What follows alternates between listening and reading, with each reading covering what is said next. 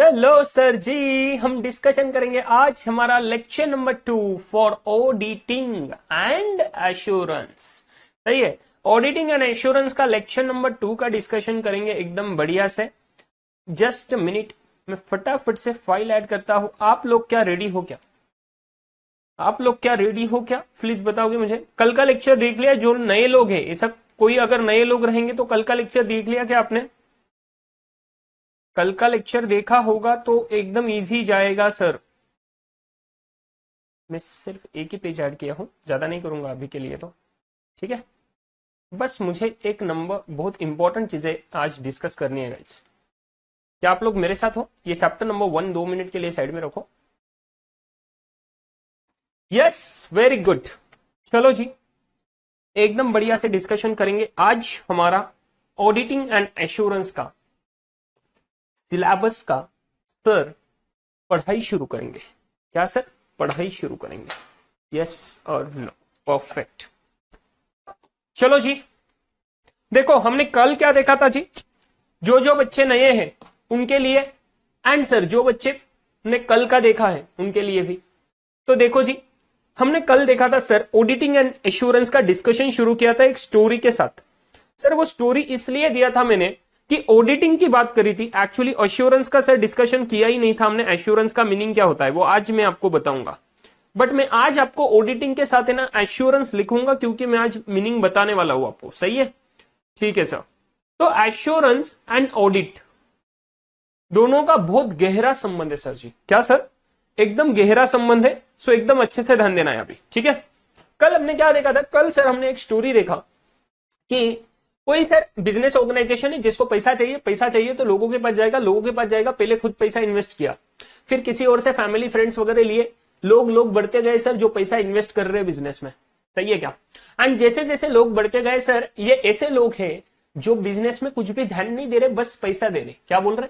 कुछ ध्यान नहीं दे रहे, बस पैसा दे रहे। सही है, तो इनको बिजनेस में क्या हलचल हो रही है सर वो तो पता होना चाहिए।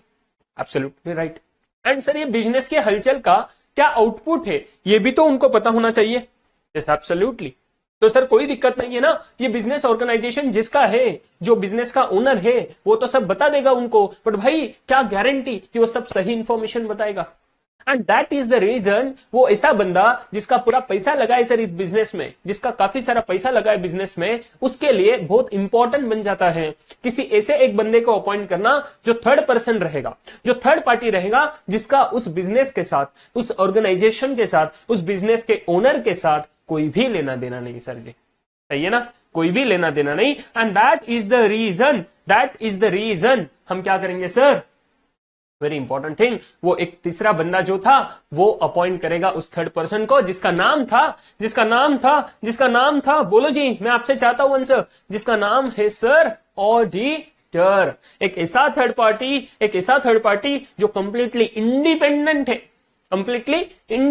है। आज मैं आपको कुछ कीवर्ड्स लिखा के दूंगा, आज मैं आपको कुछ शॉर्ट नोट्स लिखा के दूंगा। आप लोगों को समझ आ रहा है? मैंने कल का जो पीडीएफ फाइल था ऑलरेडी एप्लीकेशन में अपलोड कर दिया। आई बिलीव आप लोगों ने क्या किया रहेगा, एप्लीकेशन से वो डाउनलोड करके पहली तो चीज एप्लीकेशन में से देख के आपने वो स्टोरी का पहले पेज पे आपके लिख लिया है नोटबुक में। सही है, स्टोरी लिख लिया क्या रे नोटबुक में? प्लीज बताओगे मुझे, काफी इंपॉर्टेंट चीज है, वहां से ऑडिट शुरू होता है। ठीक है क्या? MD Raza full classes will be uploaded. बेटा कैसे फुल क्लासेस अपलोड हो गए यूट्यूब पे, है ना? ये डेमो क्लासेस रहेंगे बेटा, ठीक है ना? पहले 3-4 लेक्चर्स डेमो रहेंगे, 3 लेक्चर्स तो एटलीस्ट डेमो रहेंगे, फिर बात का सोचेंगे, ठीक है ना? बट आप 3 लेक्चर में ही अंदाजा लगा लो ना क्या अमेजिंग होने वाला है ये पूरा सेशंस एंड पूरा कोर्स। तो आपको बाकी के सभी चीजें है ना मिलने वाली बेटा किसमें? हमारे एप्लीकेशन में। एंड एप्लीकेशन के थ्रू आप कोर्स परचेस कर सकते हो, जिसका लिंक दिया है डिस्क्रिप्शन बॉक्स में, ठीक है? एंड एकदम नॉमिनल कॉस्ट में बेटा, आई गारंटी जैसे आपका कोर्स खत्म होगा ना, यू विल फाइंड वर्थ कि कितना ज्यादा वर्थ है, नंबर ऑफ टाइम्स वर्थ है as compare to what you have paid for this course. And इसकी मैं गारंटी देता हूं, फॉर श्योर गारंटी दे रहा हूं भाई, मैं एश्योरेंस नहीं दे रहा हूं। कल हमने देखा था sir true and fair view, मैं 100% छाती ठोक के नहीं बोल सकता कि फाइनेंशियल इंफॉर्मेशन सही है या नहीं है। मैं यहां पे बोल सकता हूं आपको 100% छाती ठोक के कि आपका जो एक्सपीरियंस रहेगा दैट विल बी अमेजिंग। मैं ऑडिटर के जैसा सर सिर्फ एश्योरेंस नहीं दे रहा। अभी ये जो वर्डिंग था ना एश्योरेंस, ये अभी काम आने वाला है। एश्योरेंस एंड इंश्योरेंस दोनों का मीनिंग अलग होता है। समझे क्या? मैं आपको सर ट्रू एंड फेयर नहीं बोल रहा हूं, फेयर नहीं बोल रहा हूं, मैं आपको बोल रहा हूं करेक्ट। मतलब इतना ज्यादा कॉन्फिडेंस लेवल में डिफरेंस है, तो टेंशन मत लीजिए, एकदम बढ़िया से आपका एक्सपीरियंस रहेगा। पहले 2-3 लेक्चर्स देखना है, कल का भी लेसन हम चाहे तो कल का भी लेक्चर हम यूट्यूब पे रखेंगे, तो आपको एक्सपीरियंस आ जाएगा, इसकी गारंटी मेरी है, कोई दिक्कत नहीं है। एंड एकदम नॉमिनल कॉस्ट में आप जाके चेक कीजिए, आपको सब चीजें पता लग जाएगी। इसका क्लास साइड, हाँ स्वाति जी ने बोला है कि सर हमने कर लिया 1 नंबर, वेरी वेरी गुड। मैंने वही बोला कि मैं जितना बोलता हूं ना, सिर्फ वो चीजें फॉलो कीजिए, अच्छे से पढ़ाई कीजिए, जो बोल रहा हूं वैसा, you will experience the highest marks in audit का सब्जेक्ट्स, दैट इज माई, सब मैं आपको बहुत अच्छे से बोल सकता हूँ, ठीक है। चलो सर, तो ऐसा हमने कल ऑडिटिंग का डिस्कशन किया था कि ऑडिटिंग माने क्या होता है सर। तो ऑडिटिंग में 3 चीजें हमने इंपॉर्टेंट देखी थी सर, कि ऑडिटिंग क्या है सर, एक एग्जामिनेशन है, एग्जामिनेशन है, एकदम शॉर्ट में लिखता हूं, इसका डेफिनेशन वगैरह आज हम पढ़ेंगे, बट शॉर्ट में बस लिख रहा हूं, एग्जामिनेशन है, जो कल हमने डिस्कशन किया था। एग्जामिनेशन किसका है सर, ऑफ फाइनेंशियल इंफॉर्मेशन है, ऑफ फाइनेंशियल इंफॉर्मेशन है, फाइनेंशियल इंफॉर्मेशन है। एंड ये एग्जामिनेशन कौन परफॉर्म कर रहा है, परफॉर्म्ड बाय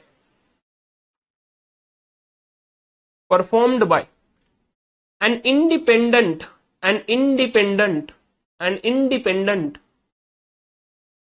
पर्सन और पार्टी।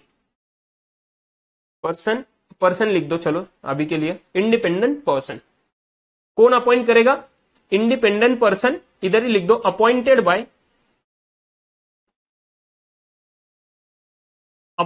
बाय, बोलो जी मुझे बोलो ना, appointed by, yes sir absolutely right, investors. और इन्वेस्टर्स को क्या बोलते हैं जी हम, इन्वेस्टर्स को ही क्या बोलते हैं सर, और शेयर होल्डर्स, ठीक है। And last point sir, perform by an independent person appointed by investors और शेयर होल्डर्स, किसके लिए सर, क्या ऑब्जेक्टिव क्या है, टू प्रोवाइड एन ओपिनियन,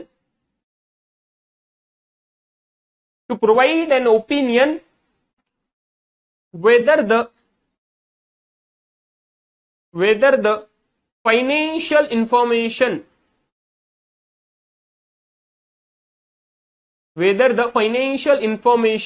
बोलो जी क्या, whether the financial information is true and fair, sorry और नहीं है, ट्रू एंड फेयर, ट्रू भी चाहिए एंड फेयर भी चाहिए, समझे, सच भी चाहिए सर, झूठी नहीं चाहिए, एंड फेयर भी चाहिए सर, करेक्ट नहीं। तो अभी मैं कुछ चीजें हाईलाइट कर रहा हूं गाइस, आप लोग एक चीज कर सकते हो, अभी फटाफट से आपका नोटबुक ले लो, चलो शॉर्ट नोट्स वाला जो नोटबुक था, कीवर्ड्स वाला नहीं, शॉर्ट नोट्स वाला नोटबुक, तो शॉर्ट नोट्स वाले नोटबुक में पहला हेडिंग दे देंगे आप ऑडिटिंग वाला, वो स्टोरी के बाद में ऑडिटिंग का हेडिंग देंगे, एंड ऑडिटिंग के हेडिंग के नीचे ऐसे जैसे मैंने किया है ना, ऐसे 4 चीजें करके लोगे, एंड उसको साइड में बोल दोगे कि मीनिंग है, ये क्या है, मीनिंग है, ठीक है, ये वाला मीनिंग है, सिर्फ इसका डेफिनेशन में लिखा के दूंगा, बट डेफिनेशन में आप देखोगे इसका तंत बहुत ज्यादा मैचिंग होगा आपको डेफिनेशन में भी, ठीक है क्या, अरे ठीक है क्या, एकदम अच्छे से, yes perfect, very very good. तो देखिए लिख लिया क्या आपने सर, ऑडिटिंग पहले तो एग्जामिनेशन है, क्या है सर, एग्जामिनेशन है, पहले तो एग्जामिनेशन है, किसका है, फाइनेंशियल इंफॉर्मेशन का है, एग्जामिनेशन है, फाइनेंशियल इंफॉर्मेशन का है। अरे वाह, एक सेकंड बस टाइम लूंगा सर, चलो इतना कंप्लीट कर लेता हूं। एग्जामिनेशन है, फाइनेंशियल इंफॉर्मेशन का है, performed by an independent person है, इसको अंडरलाइन कर लेना, मैं जो अंडरलाइन करके दे रहा हूं देखो, एग्जामिनेशन है, फाइनेंशियल इंफॉर्मेशन का है, इंडिपेंडेंट पर्सन है, कौन अपॉइंट करेगा, शेयर होल्डर्स अपॉइंट करेंगे सर, एंड किसके लिए, ओपिनियन के नीचे अंडरलाइन कर लेना, एंड ट्रू एंड फेयर के नीचे अंडरलाइन कर लेना। पहले तो मैं बहुत शॉर्ट में लिखा के दिया, उसमें भी अंडरलाइन करा के दे रहा हूं, मतलब अहमियत समझो, ये वर्डिंग्स की कितनी अहमियत है, समझे क्या रे, एब्सोल्युटली राइट। अभी मैं 1 सेकंड बस टाइम लूंगा, देखो अभी एक स्टूडेंट का सर, बस अभी ऑडिट का पेपर चल रहा है ना, अभी जुलाई के एग्जाम का बस खत्म ही हुआ सर, 5 बज गए, 5:15 बज गए सर, एंड स्टूडेंट का रिस्पॉन्स आया व्हाट्सएप पे, nice paper sir, amazing, I am very very happy, अब बस बात करूंगा क्लास के बाद तो मजा आ जाएगा, कैसा पेपर है क्या है देखेंगे तो मजा आ जाएगा। एंड आपका भी ऐसा रिस्पॉन्स तुरंत, देखो 5 बजे पेपर होने के बाद तुरंत रिस्पॉन्स आ जाता है यार, आई एम सो हैप्पी। चलो, so examination of financial information performed by an independent person appointed by investor। आप लोग लिख रहे हो ना, लिख लिया क्या? लिखने के बाद फटाफट मुझे बताओगे चैट बॉक्स में कि डन सर, हो गया करके बोलो। appointed by investors or shareholders to provide an opinion whether the financial information is true and fair। सही है क्या? इतना पॉइंट लिख लिया क्या? बोलो जी। चलो सर, आई होप आपका लिखे हो गया होगा। हो गया ना जी? बोलो ना जी, ऐसे थोड़ी ना होता है। ठीक है, अभी मुझे काफी इंपॉर्टेंट चीज बतानी है आपको। सर चलो 1 सेकंड के लिए आपका लिखे हो गया तो मुझे डन करके बताना फटाफट।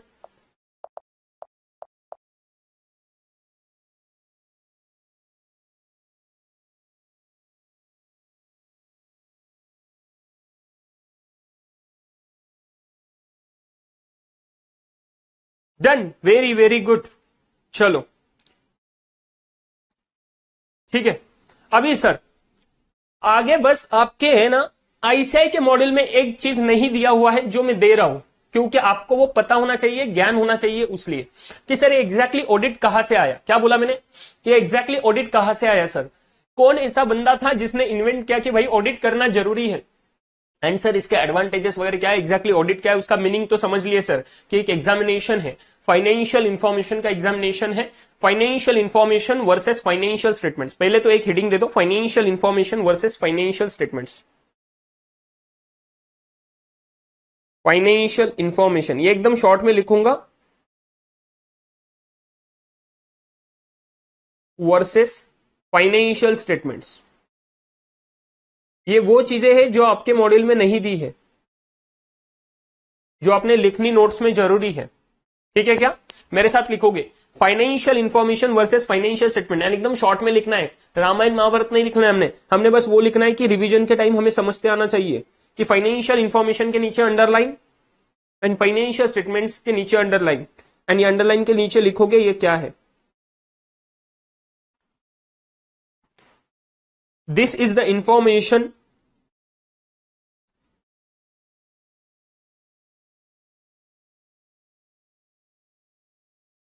which is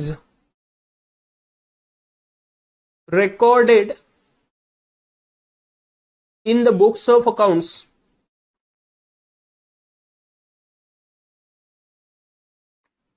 and presented through। इसके नीचे कुछ अंडरलाइन देने का जरूरत नहीं है, हम इधर ही लिख लेंगे प्रेजेंटेड थ्रू, थ्रू के बाद फाइनेंशियल स्टेटमेंट्स कर लेना, ऐसे एरो दिखा देना। This is the information which is recorded in the books of accounts and presented through, क्या sir? Presented through financial statements. तो मतलब सर फाइनेंशियल स्टेटमेंट्स में क्या क्या चीजें कवर होती है, हमें कल भी पता था, आज भी सर पता है, एंड अकाउंट्स में भी हमने पढ़ा हुआ है कि फाइनेंशियल स्टेटमेंट्स में सर मेरा आता है बैलेंस शीट, P&L अकाउंट, उसके बाद में कैश फ्लो स्टेटमेंट,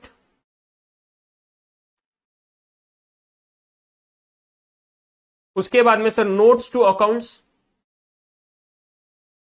एंड जब मैं नोट्स टू अकाउंट्स बोलता है बच्चा, तो नोट्स टू अकाउंट्स में including what, significant accounting policies का नोट रहता है, सही है ना? इंक्लूडिंग सिग्निफिकेंट अकाउंटिंग पॉलिसीज, सही है। एंड नेक्स्ट वन आता है सर आपका लास्ट में SOCI, statement of changes in equity, चाहे तो फुल फॉर्म लिख देना इसका, statement of changes in equity in case of Ind AS, bracket में इंडेस लिख लेना सिर्फ कि इंडेस के केस में सर ये सिनारियो होगा, इंडेस। ठीक है क्या?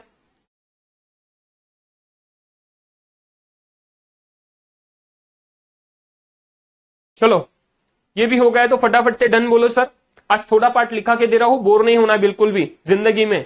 देखो सर आप कष्ट करोगे, मैं कष्ट करूंगा आपके साथ, दोनों का कष्ट मिला के सर मार्क्स में रिफ्लेक्ट होगा, इसकी गारंटी है। फाइनेंशियल इंफॉर्मेशन क्या है सर? एक ऐसा इंफॉर्मेशन है, कल डिस्कस किए थे, एक ऐसा इंफॉर्मेशन है जो रिकॉर्ड करेंगे in the books of accounts and present करेंगे थ्रू व्हाट बेटा, फाइनेंशियल स्टेटमेंट्स, प्रेजेंट करेंगे थ्रू फाइनेंशियल स्टेटमेंट्स, प्रेजेंट करेंगे थ्रू फाइनेंशियल स्टेटमेंट्स। एंड ये फाइनेंशियल स्टेटमेंट्स में बैलेंस शीट है, P&L है, कैश फ्लो है, नोट्स टू अकाउंट्स है, and as well as sir इंडेस का रहेगा तो statement of changes in equity भी है।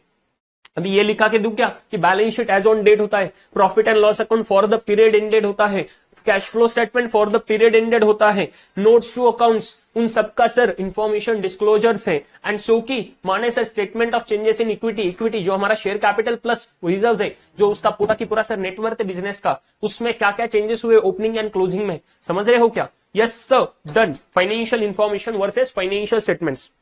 चलो जी, अभी ध्यान देना एकदम अच्छे से, नया पॉइंट डिस्कस करने जा रहे हैं, अच्छे से ध्यान देना कि सर ये ऑडिट का हिस्ट्री क्या है, ये ऑडिट का हिस्ट्री क्या है, हिस्ट्री ऑफ ऑडिट, इतना बस टाइटल दे देना पहले, हिस्ट्री ऑफ ऑडिट।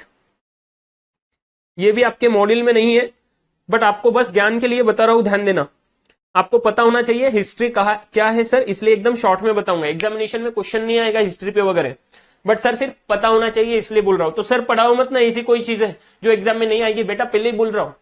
मेरा वैसे नहीं है कि भाई जो सिर्फ एग्जाम के हिसाब से प्रिपरेशन करा के दू, I don't want that, because उससे क्या होगा मैं आपको बता दूं, एग्जाम में मार्क्स मिल जाएंगे, भले आपको 90 मार्क्स मिले, बट जैसे ही आर्टिकलशिप में जाओगे फेस करोगे प्रॉब्लम। आर्टिकलशिप के बाद जब भी आप प्रैक्टिकल लाइफ में ऑडिट में प्रैक्टिस करोगे, हेल्प फेस करोगे बहुत चीजें। सर प्रैक्टिस नहीं करना है, जॉब करना है, भाई जॉब में भी जरूरत पड़ेगी ना, तो इसीलिए be prepared with your knowledge, concept clarity and exam की गारंटी मैं देता हूं ना आपको। एग्जाम का क्यों टेंशन लेते हो, मैं एग्जाम के हिसाब से भी प्रिपरेशन करा के दूंगा, फुल फ्लेश प्रिपरेशन करा के दूंगा। क्यों? क्वेश्चन एंड आंसर हम डिस्कशन करने वाले एग्जाम के हिसाब से ही। क्यों हम चार्ट्स वगैरह बनाए, एग्जाम के हिसाब से ही। क्यों कीवर्ड्स को हाईलाइट किए हैं, एग्जाम के हिसाब से। So everything is there, don't worry at all. History of audit, चलो सर जी मैं आपको एकदम अच्छे से बताऊंगा, एकदम पहले अच्छे से ध्यान दो। सर क्या हुआ था देखो, एकदम शॉर्ट में बताऊं, ज्यादा डिटेल में नहीं बताऊंगा, सो डोंट वरी। सर 1857 में एक जॉइंट स्टॉक कंपनीज एक्ट था, क्या पता है आपको? सर नाम तो सुना है, कुछ ना कुछ तो था सर ऐसा। 1857 में जॉइंट स्टॉक कंपनीज एक्ट था बेटा। वो जॉइंट स्टॉक कंपनीज एक्ट था जिसने पहली बार सर एनुअल ऑडिट का प्रोविजन लाया। Wow sir, very very good. 1857 में सर एक जॉइंट स्टॉक कंपनीज एक्ट था, तो जॉइंट स्टॉक कंपनीज एक्ट ने सर पहली बार है ना एनुअल ऑडिट का प्रोविजन लाया। Annual audit was introduced, annual audit was introduced.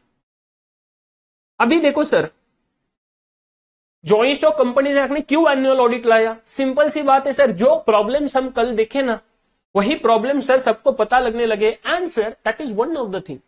ये तो मैं सिर्फ एनुअल ऑडिट की बात कर रहा हूं, इट्स नॉट लाइक दैट कि ओनली फाइनेंशियल इंफॉर्मेशन। सर एक ऑडिट का कॉन्सेप्ट सिर्फ फाइनेंशियल्स के लिए बात नहीं करता। हमने कल बात करी थी कि ऑडिट माने एग्जामिनेशन है। एग्जामिनेशन सर दो पर्सपेक्टिव से होगा, क्या आपको याद है क्या? एक ऑपरेशनल पर्सपेक्टिव से एंड एक फाइनेंशियल पर्सपेक्टिव से। क्या सही है क्या बेटा? एक ऑपरेशनल पर्सपेक्टिव से, एक फाइनेंशियल पर्सपेक्टिव से, सही है। अभी सर ऑपरेशनल पर्सपेक्टिव से होगा मतलब बिजनेस ऑपरेशंस को इंप्रूव करने के लिए ऑडिट कर रहे हैं, absolutely yes. And second sir financial perspective से होगा मतलब फाइनेंशियल इंफॉर्मेशन को चेक कर रहे कि क्या ट्रू एंड फेयर है या नहीं है, एब्सोल्युटली यस सर। तो सर ये जो फाइनेंशियल ऑडिट है उसका हमने अभी बात किया, फाइनेंशियल इंफॉर्मेशन। ये जो ऑडिटिंग बात कर रहे हैं फाइनेंशियल इंफॉर्मेशन की बात कर रहे हैं, ठीक है। एंड सेकेंड थिंग सर जो होता है ऑपरेशनल ऑडिट, जो ऑपरेशंस के बारे में बात करेगा, प्लस कुछ हद तक सर फाइनेंशियल्स के बारे में भी बात करेगा, वो हम देखेंगे आगे, जिसको हम बोलते हैं इंटरनल ऑडिट। एंड सर एक और एक चीज देखा था कि कहीं कहीं सर फाइनेंशियल ऑडिट में भी, जब फाइनेंशियल ऑडिट की बात करें तभी भी सर कभी कभी हमें वो कंपनी के कुछ एक्टिविटीज ऑपरेशंस के बारे में सोचना पड़ता है, कि उनके प्रोसेसेस के बारे में सोचना पड़ता है, चेक करना पड़ता है। तो दोनों इसमें ना एक दूसरे का सर थोड़ा थोड़ा पॉइंट आएगा, बट क्रिटिकल पॉइंट क्या है? एक ऑपरेशंस के बारे में internal audit, and second thing sir major मेरा फाइनेंशियल ऑडिट, सही है। अभी जब सर 1857 में पहली बार है ना जॉइंट स्टॉक कंपनीज एक्ट ने एनुअल ऑडिट का प्रोविजन इंट्रोड्यूस तो किया था, बट सर ये ऑप्शनल रखा था। बोले जिनकी इच्छा है ना वो चीजें करना, वो लोग ये करेंगे सर। ये क्या था वहां पे? ऑप्शनल था, बट ऑप्शनल था, बट क्या था सर? ऑप्शनल था, बट इट वॉज ऑप्शनल। आप चाहो तो मेरे साथ लिख लो बेटा, ठीक है ना? But it was optional, but it was optional. Sir फिर बाद में पता लगा कि ऑप्शनल है तो सिर्फ वही जो इज्जतदार लोग हैं मतलब जिनको सर कुछ अहमियत समझ रही है ऑडिट की, वही लोग तो सिर्फ इसको फॉलो कर रहे हैं, बट बाकी ऐसे सारी कंपनीज है सर जो इनको फॉलो ही नहीं कर रही। फिर सर जो बंदा इसको फॉलो नहीं करेगा मतलब उसके मन में कुछ ना कुछ खोट होना, सही है ना। एंड सर बिजनेस ग्रोथ इतना हो रहा है, इतनी सारी चीजें बढ़ रही है, तो सर अराउंड 40 एक साल के बाद है ना, 40-45 साल के बाद सर 1913 में इनको ध्यान में आया कि नहीं यार, ये ऑप्शनल रख के कुछ मतलब नहीं है, इसको हमने ना सर मैंडेटरी करना पड़ेगा। तो 1913 में सर कंपनीज एक्ट जो था उसने सर क्या किया, इसको मैंडेटरी कर दिया। 1913 में जो कंपनीज एक्ट में अमेंडमेंट्स आए, it made it what, mandatory, made it compulsory और मैंडेटरी। ठीक है।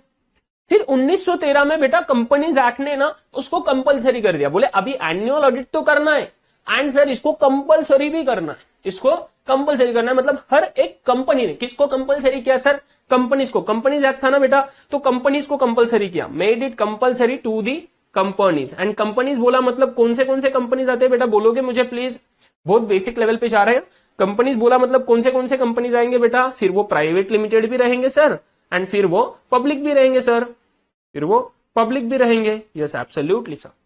तो सर कंपनीज को वो मैंडेटरी कर दिया 1913 में। ठीक है क्या सर। बट देखो अभी 1913 में मैंडेटरी किया, सिर्फ इतनी बात हुई कि ऑडिट करवाना है, ये मैंडेटरी है, बट ये नहीं बोला कि वो ऑडिट करने वाला बंदा कैसा होना चाहिए, वो इंडिपेंडेंट होना चाहिए, ऐसा।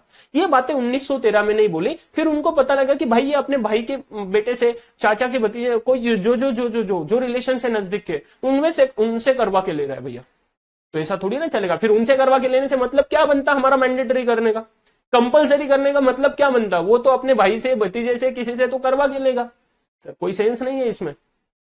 तो इसमें सर इसको हमने कोई ना कोई ऐसा रूल्स देना चाहिए कि यही बंदा है जो जिसका ये क्वालिफिकेशन हुआ, जो ऐसा बंदा है जिसका आपके साथ कोई रिलेशन नहीं, वैसा ही बंदा ऑडिट करेगा। एंड इसीलिए 1956 में क्या सर, 1956 में इसको ना एक नया रूप दिया सर।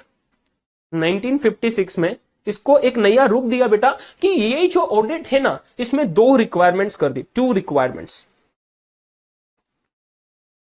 2 रिक्वायरमेंट्स कर दी। कौन सी 2 रिक्वायरमेंट्स, मैंने बस अभी आपको बताया सर। एक रिक्वायरमेंट दिया इन्होंने इंडिपेंडेंस का, एंड सेकेंड रिक्वायरमेंट दिया prescribed qualifications, prescribed qualifications. And बोलो जी सर ये क्वालिफिकेशन कौन सा होता है, only chartered accountant will perform the audit. क्या मजा है सर। मतलब 1857 में सिलसिला शुरू हुआ सर एनुअल ऑडिट का, ऑप्शनल बनाया, ऑप्शनल वाले को 1913 में कंपलसरी कर दिया। एंड कंपलसरी करने के बाद इनको पता लगा कि भाई सिर्फ कंपनीज को कंपलसरी करके मतलब नहीं है, ये ऑडिट जो बंदा परफॉर्म करेगा ना, वो बंदा ऐसा होना चाहिए जिसका कुछ ना कुछ तो क्वालिफिकेशन है, जिसको कुछ ना कुछ तो अक्ल है। बिकॉम वाला बंदा नहीं कर पाएगा सर, जो 10वीं का बंदा है वो नहीं कर पाएगा, उसका प्रिस्क्राइब्ड क्वालिफिकेशन देना जरूरी था, एंड इंडिपेंडेंस लाना जरूरी था। And that is the reason. Independence क्या होता है हम देखेंगे। इंडिपेंडेंस हमने कल एक बेसिक मीनिंग देखा था सर। इंडिपेंडेंस माने क्या, इंडिपेंडेंस माने क्या, जिसका कोई सर ताल्लुक नहीं है उस कंपनी से, ना ही उस कंपनी के ओनर्स से। समझे, परफेक्ट। तो सर प्रिस्क्राइब क्वालिफिकेशन दिया, you know what is that prescribe qualification, that is what your CA। ठीक है सर। अभी देखो 1956 तक तो ना आपको ऐसे लग रहा होगा कि ऑडिट में बहुत अच्छी चीजें आ गई, ठीक है ना। यस एब्सोल्युटली सर, यहां तक पूरा सर सेट था, यहां तक पूरा सेट था सर 1956 तक। फिर सर हंगामा मच गया था ऑडिट के रिगार्डिंग। अभी सर कुछ नए नए जो ऑडिट्स है ना, वो अलग अलग टाइप के ऑडिट्स है। बिकॉज यहाँ पे एक फाइनेंशियल ऑडिट की बात हो रही थी, ऑपरेशनल ऑडिट की बात हो रही थी, बट सर एक मेजर जो नई नई चीजें हैं ना, वो सर यहाँ पे आई। जैसे कि 1965 में एक नया ऑडिट लाया, कॉस्ट ऑडिट। अभी ये क्या होता है ये हम देखेंगे। अभी बस नाम दे देना बेटा इधर, कॉस्ट ऑडिट, जिसमें रेफरेंस दे देना सेक्शन 148। ठीक है, सिर्फ रेफरेंस दोगे मेरे लिए, ये हम पढ़ने वाले, हमें बहुत जरूरी है ये प्रिंसिपल, ये क्वेश्चंस बहुत जरूरी है, सेक्शन बहुत जरूरी है, जो कंपनी ऑडिट के चैप्टर में हम पढ़ेंगे। तो 1965 में बेटा एक नया प्रिंसिपल आया था, कॉस्ट ऑडिट। बस आपको एक थोड़ा अंडरस्टैंडिंग होना है, अभी इसलिए बोल रहा हूं कॉस्ट ऑडिट का मतलब क्या है। तो देखो बेटा क्या होता है, मैन्युफैक्चरिंग कंपनीज है, ठीक है ना। तो मैन्युफैक्चरिंग कंपनीज को सर उनका प्रोडक्शन का डेटा क्या है क्या नहीं है। प्रोडक्शन होता सर उधर, तो ये प्रोडक्शन का सर कितना कॉस्ट है, इसमें अलग अलग कॉस्ट रहेंगे। आपने कॉस्टिंग पढ़ा है ना बेटा, कॉस्टिंग का सब्जेक्ट पढ़ा है क्या, क्लासेस किए क्या कॉस्टिंग के, अगर नहीं किए रहेंगे तो कोई दिक्कत नहीं है। तो आप पढ़ोगे कॉस्टिंग में कि सर इसमें रहता है हमारा मटेरियल कॉस्ट, तो बेसिक मटेरियल कॉस्ट, उसके बाद में लेबर कॉस्ट, उसके बाद में सर ओवरहेड्स, सही है ना, ये चैप्टर्स भी आपके कॉस्टिंग में सब्जेक्ट में। Sir material, labour and overheads के बाद सर आपका इसमें अगेन बाइफर्केशन आता है डायरेक्ट एंड इनडायरेक्ट कॉस्ट, सही है ना सर, डायरेक्ट एंड इनडायरेक्ट। तो सर ये अलग अलग हिसाब से ना प्रॉपर रिकॉर्ड्स मेंटेन करने हैं, एंड ये रिकॉर्ड्स के भी ऑडिट करा के लेने सेपरेटली। जो ऑडिट करवाता है कौन, सीए नहीं करवाता है बेटा, ये किया जाता है कॉस्ट एंड मैनेजमेंट अकाउंटेंट, जिस आपको पता रहेगा सीएमए का profession, cost and management accountant कौन है sir, cost and management accountant, जिसको आपको प्रोफेशन पता है सीएमए। सिर्फ सीएमए लोग हैं जो ये कॉस्ट ऑडिट कर पाएंगे, जो बहुत इंपॉर्टेंट है, बिकॉज मैन्युफैक्चरिंग इंडस्ट्री कितना बढ़ रहा है ना बेटा, सही है। तो कॉस्ट ऑडिट सर यहां पे सिलसिला आया है, ठीक है। तो ये कॉस्ट ऑडिट कब लाया, 1965 में। फिर सर आपने देखा है इनकम टैक्स का ऑडिट्स है, इनकम टैक्स के ऑडिट्स वगैरह है, तो वो सब आए थे सर 1984 में। फिर टैक्स ऑडिट रहने दो, टैक्स ऑडिट है। उसके बाद में सर आपके हाउसिंग सोसाइटीज रहते हैं, कोऑपरेटिव हाउसिंग सोसाइटीज, उसका ऑडिट है सर कोऑपरेटिव सोसाइटीज ऑडिट। फिर पहले के जमाने में सर कोऑपरेटिव सोसाइटीज ऑडिट, पहले के जमाने में सर आपको पता है जीएसटी के पहले वैट था, है ना, नहीं पता रहेगा तो जाने दो। तो सर जीएसटी के पहले जो इनडायरेक्ट टैक्स थे वैट था, तो उसके सर जो ऑडिट्स होते थे वो इधर आते थे। 1984 में ये नई चीजें लाई गई थी। एंड वेरी इंपॉर्टेंट थिंग हमारे लिए तो बस ये 1965 ये भी जरूरी है हमारे लिए, बट इतना ज्यादा नहीं आपके लिए, ठीक है। चलो ये बस बेसिक पार्ट में कवर कर रहा हूं, इसके बाद हम मूव करेंगे हमारे लास्ट मतलब मेजर पॉइंट्स पे, ठीक है। एंड लास्ट पॉइंट देख लो सर 2013, ये वो ईयर था बेटा जहां पे कंपनीज एक्ट में मेजर चेंजेस हुए। कंपनीज एक्ट नया आया 2013 का, इतना मेजर चेंज कर दिया 1956 से लेके यहां पे सर कि काफी इंपॉर्टेंट चीजें यहां पे ऑडिट में इंट्रोड्यूस की गई। जैसे कि एग्जाम्पल के लिए अभी के लिए लिखे ले लेना, रोटेशंस का प्रिंसिपल, सेक्शन नंबर रेफरेंस दे रहा हूं बस, सेक्शन 139 इन ब्रैकेट 2 सबसेक्शन 2, इसको बोले सर रोटेशन ऑफ ऑडिटर। बस लिख के लो, ये पढ़ने वाले कंपनी ऑडिट में, अभी बस लिख के ले लो ताकि बाद में फिर से अपडेट करना नहीं पड़े। Rotation of auditor. एंड उसके बाद में और एक मेजर, ऐसे तो काफी सारे चेंजेस थे बट 2-3 चीजें मेजर लिख के ले लो, 2 चीजें लिख के ले लो, नहीं तो 3 चीजें लिख के ले लो। एलएलपी करके एक नया इंट्रोड्यूस किया था, limited liability partnership.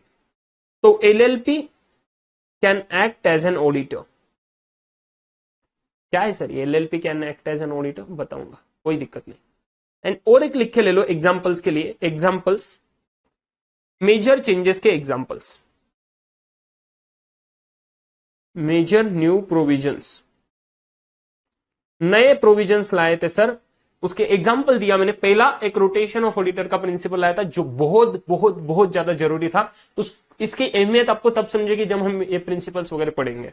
LLP auditor करके एक्ट करेगा सर, ये सा एक नया चीज लाया गया था। एंड उसके बाद में और एक चीज था सर कि सेक्शन 144, ये ऐसा है कि auditor can not render certain kind of services. मतलब तू ऑडिट कर रहा है ना किसी कंपनी का, तो तू और कोई सर स्पेसिफाइड 8-10 सर्विसेज दी है, वो सर्विसेज तू प्रोवाइड नहीं कर सकता। वो specified services not to be provided by auditor, वो नया सर चीज लाया था कंपनीज एक्ट 2013 ने। इसके अलावा भी काफी सारी चीजें थी सर जहां पे अमेंडमेंट्स वगैरह हुए थे, नई चीजें आई थी, बट सर ये 3 मेजर चीजें मैंने एग्जाम्पल करके आपको दी थी, ठीक है। ये है सर ऑडिट का सिस्टम, ऑडिट का हिस्ट्री, समझा आपको। फटाफट से एक बार देख लो, बस ज्ञान के लिए है, यहाँ पे रट्टा नहीं मारना, यहाँ पे कुछ नहीं है, यहाँ पे बस आपको एक थॉट प्रोसेस पता होना चाहिए। आपको बस पता होना चाहिए कि सर कहां से सिलसिला चलता आ रहा है। 1857 में सर सबसे पहले आया था, वहां पे ऑप्शनल कर दिया था इसको, ठीक है। उसके बाद में सर 1913 में उसको मैंडेटरी कर दिया, बट समझा कि भाई ये करने वाला, परफॉर्म करने वाला वैसा बंदा है ना, कुछ क्वालिफिकेशन होना चाहिए, तो प्रिस्क्राइब क्वालिफिकेशन दिया, बोला कि वो बंदे का इसके साथ कोई रिलेशन नहीं होना है, माने इंडिपेंडेंस होने की जरूरत है। ये 2 मेजर रिक्वायरमेंट्स 1913 में 1956 में दे दी एंड 1956 के बाद सर सिलसिला चल रहा था 2013 तक। बीच में कॉस्ट ऑडिट आया, टैक्स ऑडिट आया, वो ठीक है, बट 2013 में सर मेजर चेंजेस हुए, नया कंपनीज एक्ट 2013 आया एंड उसमें सर मेजर नए नए चेंजेस लागे एंड अमेंडमेंट्स किए सर। एंड जो 3 मेजर चीजें थी जो मैं आपको एग्जाम्पल के फॉर्म में दिया, पहला चीज था रोटेशन ऑफ ऑडिटर। बस समझ लो क्या है ये रोटेशन का मीनिंग, क्या होता है उतना समझ लो। इसका एक्चुअल प्रिंसिपल्स वगैरह है ना बाद में पढ़ेंगे, बस अभी के आपके दिमाग में कुछ ऐसा है ना लूपहोल नहीं रहना चाहिए, इसलिए बेसिक मीनिंग समझा रहा हूं। रोटेशन माने क्या बोले, 2013 के पहले क्या था, एक बार कोई बंदा कंपनी का ऑडिट कर रहा है, एग्जामिनेशन कर रहा है, हर साल एग्जामिनेशन करेगा।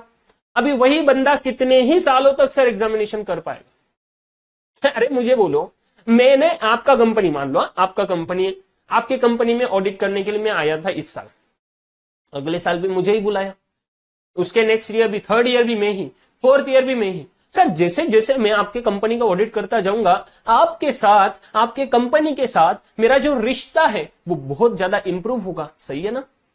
तो सर मेरा जो रिलेशनशिप है ना आपके कंपनी के साथ, वो बहुत अच्छा बैठने लगेगा सर। एंड एक टाइम के बाद सर मुझे बताओ, अगर हमारा रिश्ता इतना अच्छा हो गया कंपनी का और मेरा, तो इन दैट केस क्या होगा सर? इन दैट केस क्या होगा, अगर कुछ गलती भी रही, अगर कुछ फ्रॉड भी किया है, तो सेटलमेंट होने की पॉसिबिलिटी नहीं है क्या? फिर इंडिपेंडेंस की जो सर बैंड बज जाएगी 1956 में जिसकी रिक्वायरमेंट दी, उसकी तो बैंड बज जाएगी सर। किस बात का इंडिपेंडेंस रहेगा कुछ समय के बाद? बिल्कुल भी इंडिपेंडेंस नहीं सर, सही है क्या नहीं? यस सर नो, बोलो मुझे। अरे वाह, एक बार ऑडिट कर रहे हैं, दूसरे बार आया, तीसरे बार आया, अरे हर बार यही बंदा आ रहा है। फिर एक टाइम ऐसे आया कि वो मस्त डायरेक्टर के केबिन में जाके बैठ रहा है, एमडी के केबिन में, मस्त समोसा वड़ा पाव जो खाना है वो खा रहे हैं मस्त बढ़िया से, है ना? मैगडी से कुछ मंगाया है, तो जोमेटो से कुछ मंगाया, जोमेटो का आईपीओ ना आज लास्ट डे, तो जोमेटो से कुछ मंगाया। तो सर ये इतना मजा कर रहे हैं सर ये लोग, एंड ऑडिट तो चल रहा है अपना, एंड फिर वैसे ही उसका एक बंदा आया मैनेजर मस्त मजे कर रहा है केबिन में बैठ के, तो उसका एक बंदा आया मैनेजर का जो ऑडिट कर रहा था हैंडल, उसका ऑडिट टीम का मेंबर एक आ गया, उसकी टीम रहेगी ना ऑब्वियस है, कुछ कुछ मेंबर्स रहेंगे सर, वो अकेला थोड़ी ऑडिट करेगा, छोटी कंपनी नहीं, मान लो बड़ी कंपनी है तो एक बंदा नहीं कर सकता। तो उसका टीम मेंबर में से एक आर्टिकल आया, आर्टिकल असिस्टेंट जो आप बनोगे कुछ समय में। तो सर वो एक बंदा आया, वो बोला कि सर जी यहाँ पे कुछ झोल मिला, ये मैच नहीं हो रहा है। तो वो एमडी के सामने बैठा है, मस्त खा पी रहे वहां पे, तो क्या सर क्या होने वाला है उस झोल को बोलो मुझे, सिंपल सी बात है यार। वो बोल देगा ठीक है रख तू वो साइड को, ऐसे हो गए, कितनी सारी गलतियां मिली। फिर ऐसा कोई तो फ्रॉड मिल गया, फिर रख दिया उसको साइड को, क्योंकि एमडी सामने बैठा है और एमडी बोल रहा है भाई तुम टेंशन मत लो, हम कर लेंगे वो मैनेज, हम मैनेज कर लेंगे। अब ये भी वो उसी के पैसे का सब कुछ खा पी रहा है वहां पे, मजे कर रहा है, और सब सेटलमेंट होने के बाद क्या है, ये झोल हो सकता है सर। एंड ये समझा 2013 में कंपनी एक्ट ने, देखो कितना समय लग गया। एंड ये समय के बाद फिर बोले कि भाई एक बंदा अगर ऑडिट करना शुरू किया तो वो ऑडिट कुछ समय तक ही कर पाएगा, उसके बाद उसकी छुट्टी, उसके बाद उसकी छुट्टी, कुछ ईयर्स के लिए उसकी छुट्टी। तो सिंपल सी बात है, अगर मैंने किसी कंपनी का ऑडिट करने के लिए आज सर शुरुआत की, मानो 1 साल के लिए मैंने अभी ऑडिट किया, ये फर्स्ट ईयर है सर जिसके लिए मैं ऑडिट करना जा रहा हूं, तो ये फर्स्ट ईयर के लिए मैंने ऑडिट किया, ठीक है सर चलेगा बोल रहे, दूसरे ईयर के लिए चलेगा बोल रहे, तीसरे ईयर के लिए भी चलेगा बोल रहे, चौथे ईयर के लिए भी चलेगा बोल रहे, फिफ्थ ईयर के लिए भी चलेगा बोल रहे, बट मैं अकेला बंदा हूं, इंडिविजुअल हूं, तो नहीं चलेगा, अभी इसके बाद में नहीं चलेगा। अभी 5 साल की छुट्टी ले बोले तो अभी 5 साल उसके कंपनी के तरफ देखना भी मत, ढूंढ के, कुछ लेना देना नहीं तेरा उसका कंपनी का, तू ऑडिट ही नहीं कर पाएगा। क्यों भाई, 5 साल तक तो कुछ नहीं चला, 5 साल में रिलेशनशिप बिल्डअप हो जाता है। आजकल तो 1 दिन में 10 दिन में, क्या सर कब रिलेशन बिल्डअप हो जाए कोई भरोसा नहीं। तो 5 साल की तो मोहलत दे दी ना इसने, बहुत ज्यादा हो गए 5 साल सर, हाँ बहुत ज्यादा हो गए, ठीक है बट दिया ना सर, कुछ ना कुछ तो लाया। 5 साल के बाद सर वो बोले कि और 5 साल की छुट्टी ले लेना, फिर बाद में करना, फिर से 5 साल होने के बाद 5 साल की छुट्टी लेना, फिर से 5 साल की छुट्टी के बाद 5 साल, ऐसे सिलसिला चलता रहेगा। बोले वाह सर, कहीं के केस में ये 10 साल भी है, तो मैं आपको बाद में बताऊंगा। तो आपको एक बेसिक प्रिंसिपल समझ गया 2013 ने क्या किया। बोले एक जो बंदा है ना जो एग्जामिनेशन करना जा रहा है, उसका पर्पस क्या था कि भैया ट्रू एंड फेयर है या नहीं, इंडिपेंडेंटली बोलना है, किसी के इन्फ्लुएंस में नहीं बोलना है, नो इन्फ्लुएंस। बट सर ये 5 साल उसको इतने साल बिठा दिए उसके सामने, तो वो तो इन्फ्लुएंस होने ही वाला है, उसका घरगुती संबंध बन गया, शादी तय हो रही बच्चों में उनके, तो फिर क्या होगा सर, नहीं चलेगा सर ऐसा, समझ गए? तो रोटेशन ऑफ ऑडिटर का ये प्रिंसिपल रहा है कि ऑडिटर को रोटेट करो माने चेंज करो। एक ऑडिटर दूसरा आ गया, दूसरा ऑडिटर गया, तीसरा आ गया, समझ रहे हो? तो रोटेट करो ऑडिटर को, ठीक है क्या? Yes sir no? अरे बोलो ना, बोले क्या, बोलते नहीं हो? Yes sir. देन एलएलपी करके लिमिटेड लायबिलिटी पार्टनरशिप है। पहले तो सर 2 ही बंदे ऑडिट कर सकते थे, अच्छे से ध्यान देना प्लीज। ऑडिटर कैन बी 2013 के पहले इंडिविजुअल बंदा जो सीए है ना, जिसका प्रैक्टिस है, वो बंदा ऑडिट कर सकता था। उसके बाद में सर किसी ने पार्टनरशिप फर्म ओपन किया, वो पार्टनरशिप फर्म ऑडिट कर सकती थी सर, मतलब उसके पार्टनर्स ही करेंगे obviously, but as a entity करके पार्टनरशिप फर्म था। बट सर एक नया प्रिंसिपल लाया था, एक नया फॉर्म ऑफ ऑर्गेनाइजेशन आया था, एलएलपी, लिमिटेड लायबिलिटी पार्टनरशिप। ये पता है आपको? लिमिटेड लायबिलिटी पार्टनरशिप एब्सोल्युटली पता ही होना चाहिए। लॉ का सब्जेक्ट पढ़े हो ना पहले ग्रुप में? एलएलपी, कंपनी और पार्टनरशिप का मिक्सचर, दोनों को साथ में ले लिया, कंपनी और पार्टनरशिप। तो ये जो चीज बोला ना सर, 2013 के पहले ये जो 2 चीजें थी ना, ये दो बंदे ऑडिट कर सकते थे। एक तो इंडिविजुअल कर सकता था अपने खुद के नाम पे, नहीं तो पार्टनरशिप फर्म कर सकता था उसके पार्टनर्स के थ्रू, सही है। बट 2013 में बोले कि एलएलपी अगर कुछ रहेगा तो सीए फर्म एलएलपी भी हो सकता बोले, और एलएलपी करके भी आप सीए फर्म को है ना एस्टेब्लिश कर सकते हो। अगर आपको पार्टनरशिप फर्म नहीं करना और आपको कंपनी जैसा थोड़े थोड़े फीचर्स चाहिए लिमिटेड लायबिलिटी वाले, तो आप एलएलपी कर लो, एलएलपी के थ्रू सर आप ऑडिट कर पाओगे। ये 2013 में लाया, ये 2013 में आया, ठीक है। एंड वैसे ही सर और एक चीज था, सेक्शन 144, मतलब क्या बोले कि तू ऑडिट कर रहा है ना, मान लो तू एक कंपनी को ऑडिट कर रही है, ये एबीसी लिमिटेड करके एक कंपनी है, इसके लिए आप ऑडिटर हो। ये देखो, ये ढोकला है जो ऑडिट करने जा रहा है, ठीक है। अभी क्या बोला, तो इसका ऑडिट किसके क्या ऑडिट कर रहा है सर? तो इसका फाइनेंशियल ऑडिट कर रहा है। कौन सा ऑडिट कर रहा है सर? फाइनेंशियल ऑडिट कर रहा है। कौन सा ऑडिट कर रहा है बेटा? फाइनेंशियल ऑडिट कर रहा है। अभी फाइनेंशियल ऑडिट करना है मतलब इसको क्या करना है सर? अगेन आ जाओ हमारे डेफिनेशन पे, मीनिंग पे, कि सर फाइनेंशियल ऑडिट करना है मतलब इसको ओपिनियन देना है कि ट्रू एंड फेयर है या नहीं है, एंड इंडिपेंडेंटली ओपिनियन देना है। अभी ध्यान दो, अगर बोला भाई कि ये फाइनेंशियल इंफॉर्मेशन बनाने का काम ही ये बंदा करता है, तो इसका थोड़ा कलर चेंज करता हूं, ये फाइनेंशियल इंफॉर्मेशन बनाने का काम ही ये बंदा करता है। ये बंदा ही इनका है ना अकाउंट्स काम बना के देता है सर। बुक्स ऑफ अकाउंट्स कौन बनाता है? ये बंदा ही बनाता है। उसके बाद में सर इनका टैक्सेशन के रिटर्न्स भी सर यही बंदा भरता है। इनके बिजनेस के प्रोसेसेस भी यही बंदा सर सेट करता है। इनको है ना इन्वेस्टमेंट्स वगैरह कहाँ करने, ये भी सर्विसेस यही बंदा देता है। ओ सर ये क्या हो रहा है सिलसिला? मतलब जो बंदे ने बुक्स ऑफ अकाउंट्स बनाए, अकाउंटिंग किया, बुक्स ऑफ अकाउंट्स बनाने मतलब सर अकाउंटिंग किया, जो बंदे ने अकाउंटिंग किया वही बंदा उसी अकाउंटिंग का ऑडिट कर रहा है। मुझे बोलो क्या सही लग रहा है आपको? यस और नो?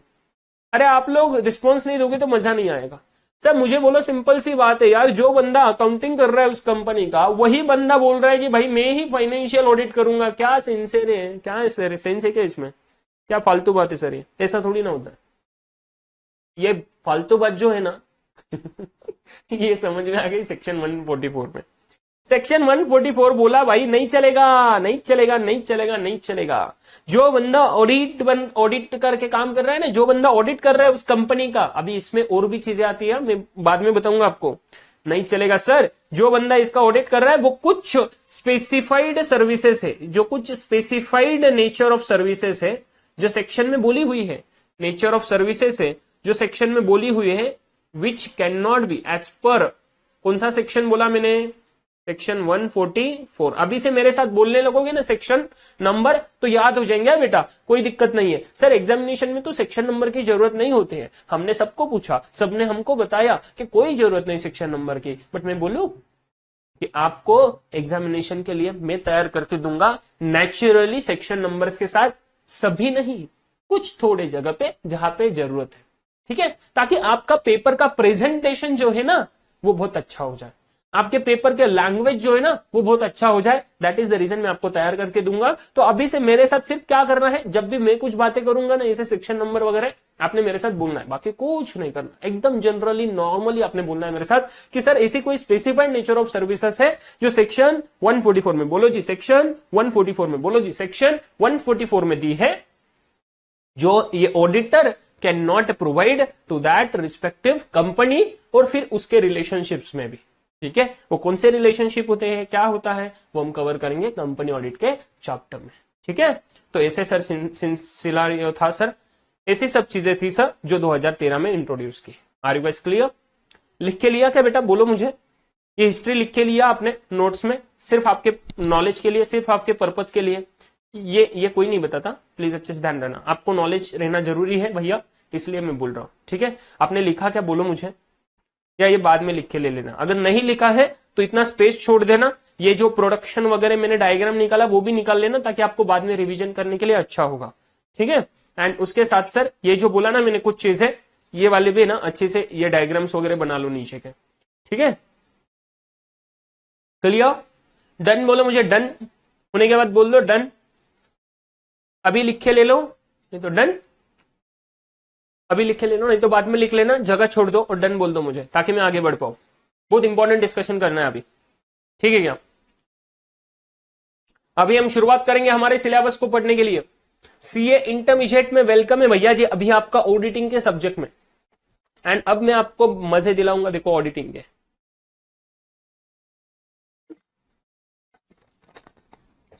चलो चलो डन, वेरी गुड, आ जाओ बेटा मेरे साथ। नेक्स्ट पॉइंट आपने लिखना है, अभी अभी इंपॉर्टेंट पार्ट शुरू हो रहा है, एग्जामिनेशन के लिए रिलेवेंट पार्ट है, अच्छे से ध्यान देना, 100% कॉन्सेंट्रेशन। अगर किसी को कुछ दिक्कत हो जिंदगी में तो मुझे फटाफट चैट बॉक्स में बता देना, मैं एंटरटेन कर दूंगा। कितने सेकंड के लिए, 30 सेकंड, बाकी कुछ नहीं, उसके ऊपर नहीं। ठीक है क्या। चलो जी, सर जी पढ़ रहे ऑडिटिंग को। अभी ऑडिटिंग के साथ मैंने जो एश्योरेंस वर्ड बोला था ना, उसका मीनिंग समझ लो बेटा। एश्योरेंस का सबसे पहले मीनिंग समझ लो, ये बताना आपको जरूरी है, ताकि आपको ये सब्जेक्ट का सर बोध हो जाएगा कि ये सब्जेक्ट में क्या है। ऑडिटिंग माने समझ गए आपको। एश्योरेंस का सर अगर मैं ना नॉर्मल मीनिंग देखूं, डिक्शनरी टाइप अगर मीनिंग देखूं, तो सर इसका मीनिंग क्या होता है, इसका मीनिंग होता है कॉन्फिडेंट के साथ कुछ चीजें बोलना, confidently, positively express the output of work, output of work perform. मैं एकदम हमारे खुद के लैंग्वेज में लिख के दे रहा हूं बेटा, ठीक है। कुछ कॉन्फिडेंटली, पॉजिटिवली सर जो न काम किया ना उसका आउटपुट बताना, एक्सप्रेस करना, ये प्रोसेस है सर। एश्योरेंस मतलब मैं एश्योर कर रहा हूं, मैं एश्योर कर रहा हूं आपको कि ये चीज हुआ, तो ऐसा सर मैं आपको बताता हूं, मैंने जो काम किया मेरे बिहाफ पे सर, मैं मेरे काम के बेसिस पे मैं आपको ये चीज बताऊंगा, ये एश्योरेंस हुआ। अभी एक चीज अच्छे से लिख के लेना, नीचे आपने ऑडिटिंग का जैसे लिखा था ना, चाहे तो ऑडिटिंग के आगे अगर आपने एश्योरेंस लिखा होगा तो उधर ही ये बस सिंपल मीनिंग लिख लेना, एंड वहां पे अगर नीचे जगह रहेगी तो अच्छी बात है, नहीं तो फिर नीचे आ जाना और 2 टाइप लिखना इसके, ठीक है। 2 टाइप लिखना, अभी के लिए लिखा के दे रहा हूं मैं, अच्छे से ध्यान दो। मैं थोड़ा नोट्स को साइड के लेता हूं, मतलब आपको मैं अच्छे से लिखा के दू तुरंत। एश्योरेंस में ना 2 टाइप लिख के लेना, ये बहुत इंपॉर्टेंट वर्डिंग है, प्लीज अच्छे से देखो जी। एश्योरेंस होते हैं 2 टाइप के, एक होता है सर मेरा रीजनेबल एश्योरेंस, एक होता है एब्सोल्यूट एश्योरेंस। क्या बातें हो रही है सर यहाँ पे, मुझे तो कुछ समझ में नहीं आ रहा है सर, डोंट वरी मैं हूं ना आपके साथ, ठीक है। एश्योरेंस में 2 टाइप देखे सर, लिख रहा हूं मैं, 1 सेकंड दो मुझे। हाँ देखो जी, एश्योरेंस में 2 टाइप ऐसे बनाओ, एक लिखो ऊपर एब्सोल्यूट एश्योरेंस,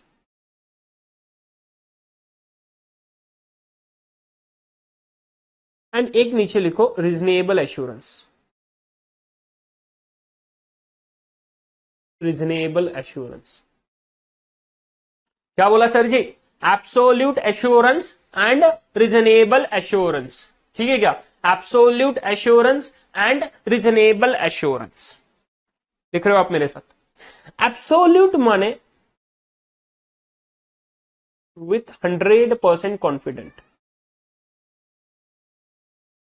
एब्सोल्यूट माने 100% कॉन्फिडेंट। मतलब हमने कल कुछ एक वर्डिंग बताया था, क्या आपको याद है? 100% कॉन्फिडेंट माने sir true and correct, true and correct. But sir ये जो है रीजनेबल एश्योरेंस मतलब without 100% confidence, without 100% confidence. Sir audit में कौन सा रहेगा बताओ मुझे, चलो फटाफट से बताओ ऑडिट में कौन सा रहेगा। अभी ये इतना आंसर आपको देते आना चाहिए। Wow, true and fair. बोलो जी, एब्सोल्यूट रहेगा या रीजनेबल रहेगा बेटा? ऑडिट में जो हमने देखा फाइनेंशियल ऑडिट में, क्या मेरा एब्सोल्यूट एश्योरेंस रहेगा या रीजनेबल एश्योरेंस रहेगा बेटा? हमारा रहेगा रीजनेबल एश्योरेंस। क्योंकि सर हमने कल ही रीजन देखा है इसका कि सर हम जो है वो 100% कॉन्फिडेंस के साथ बोल ही नहीं पाएंगे। वाई वी कैन नॉट से कि 100% ये चीज सही है, क्योंकि बेटा हमने कल ही देखा था कि ऑडिट कुछ ना कुछ सर ऐसे इनहेरेंट लिमिटेशन से जिससे बंधा हुआ है, जिससे बंधा हुआ है, एंड बिकॉज ऑफ दिस हम 100% कॉन्फिडेंस से नहीं बात कर पाते। सही है क्या सर? एक खादा एग्जांपल दोगे मुझे प्लीज कल का, कि हम ऐसे कौन से लिमिटेशन से बंधे हुए बेटा? कल हमने एक बात करी थी, याद है आपको? 2 एग्जांपल्स दिए थे कल मैंने आपको, वैसा एक एग्जांपल दोगे मुझे? कोई भी 2 शॉर्ट एग्जांपल बोले थे मैंने एकदम सिंपल लैंग्वेज में, क्या एक एग्जांपल दोगे मुझे? सर एक मैंने एग्जांपल दिया था आपको, कौन सा? कि सर हमारे पास टाइम उतना नहीं है। क्या सर? टाइम उतना नहीं। याद करो रिलायंस इंडस्ट्रीज, मैंने बोला भाई तो 100% दे कॉन्फिडेंस, चाहे तो सर तुझे मैं 1 करोड़ का फीस देता हूं। बोले सर तू मुझे 1 करोड़ का फीस मत दे, मैं तुझे चाहे तो चलो दे दे, तू 1 करोड़ दे दे, चल दे दे 1 करोड़, बट मैं तुझे 2 साल बाद ऑडिट रिपोर्ट दूंगा, चलेगा? पागल है क्या? 2 साल बाद तो वो इन्वेस्टर लोग बैंड बजा देंगे मेरी, ऐसा थोड़ी ना होगा भाई। इतना टाइम मत लगाना, कुछ 4 महीने में देना पड़ेगा यार तुझे। एनुअल जनरल मीटिंग हो जाएगा कंपनी का दूसरे साल का भी, तो भी नहीं देगा बोल रहा है, ऐसे थोड़ी ना चलेगा, ऐसे नहीं चलेगा। तो तुम्हारे पास है ना कुछ स्पेसिफाइड टाइम लिमिट है, तुम्हारे पास सिर्फ इतना टाइम है, फिर सर उतने टाइम में तो नहीं होगा ना सर। तो इसीलिए मैं कुछ कुछ ही सर सैंपलिंग बेसिस पे मैं ऑडिट करता हूं। सही है, सैंपलिंग बेसिस पे करता हूं। अब मुझे बताना सैंपलिंग बेसिस पे कौन बंदा है जो 100% कॉन्फिडेंस से बोलेगा? एब्सोल्युटली सर कोई बोल ही नहीं पाएगा। And that is the reason sir, ये इनहेरेंट लिमिटेशन की वजह से हम क्या देते हैं? रीजनेबल एश्योरेंस देते हैं। क्या सर? रीजनेबल एश्योरेंस देते हैं। Perfect, clear, absolutely right. लिख लिया आपने एश्योरेंस वाले 2 types, absolute assurance and reasonable assurance. Absolute assurance and reasonable assurance, absolute assurance and reasonable assurance. क्या आप लोग सही है मेरे जगह पे? परफेक्ट। क्या बोलो मुझे, कंफर्म करो फटाफट से चैट बॉक्स में। आपका इंटरेक्शन बहुत जरूरी है अभी सेशंस में। अगर आप लोग इंटरेक्ट नहीं कर पाओगे तो मुझे कोई मतलब नहीं बनेगा, फिर मैं कैसे बात करूं आपसे? मुझे आपसे बात करना है, समझते हो? यस सर, मैं आपका चैट बॉक्स देख रहा हूं। Are you there? बोलो ना मुझे, बोल ही नहीं रहे हो सर, ऐसा थोड़ी ना होता है। चलो ठीक है, तो सर एक हुआ एब्सोल्यूट एश्योरेंस, एक हुआ रीजनेबल एश्योरेंस। नेक्स्ट पॉइंट पे आ जाओ सर। आई होप अभी तक एकदम क्लियर है आपको। Yes perfect. तो मुझे ऑनलाइन क्यों नहीं दिख रहे कोई बच्चे? आप रिस्पॉन्स तो कर रहे हो बट ऑनलाइन में 0 दिख रहा है, तो इसे क्या हो रहा है पता नहीं क्यों। छोड़ो, अभी आ जाओ सर मेरे साथ। ये लिखने के बाद, ये इतना लिखा ना आपने 2 टाइप, ये लिखने के बाद मेरे साथ अभी हेडिंग देना, डेफिनेशन ऑफ ऑडिटिंग। क्या? डेफिनेशन ऑफ ऑडिटिंग, इधर ही नीचे ले लो, डेफिनेशन ऑफ ऑडिटिंग। हेडिंग दो, डेफिनेशन ऑफ ऑडिटिंग। दिया क्या आपने?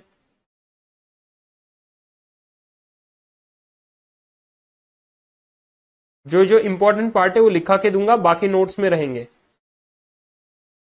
जो जो इंपॉर्टेंट पार्ट है वो लिखा के दूंगा, बाकी नोट्स में रहेंगे। टेंशन मत लो, सब चीजें लिखा के नहीं देने वाला, नहीं तो 400 घंटे का बैच बन जाएगा।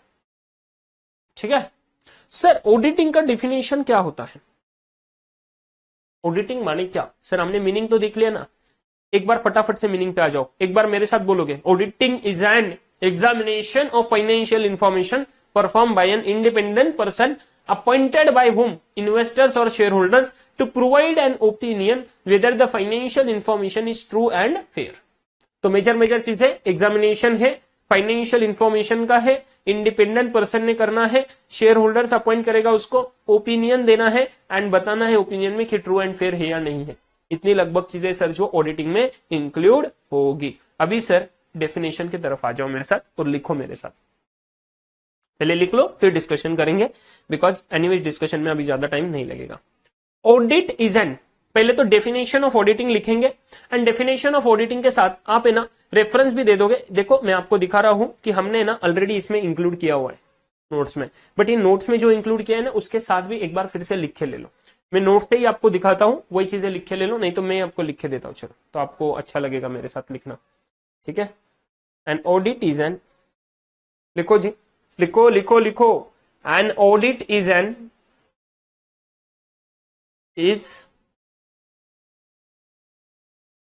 An independent,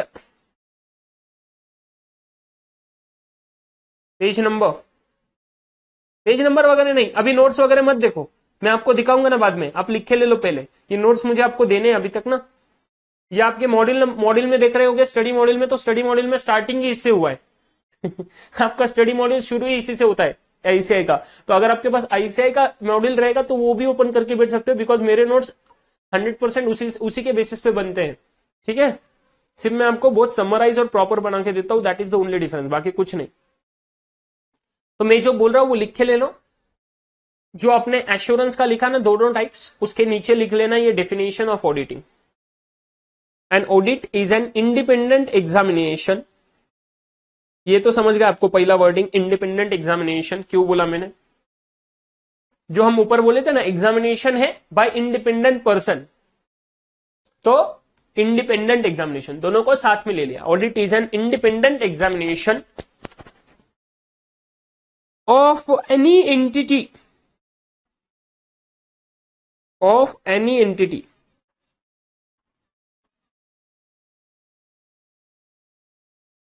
of any entity, comma, whether profit oriented or not.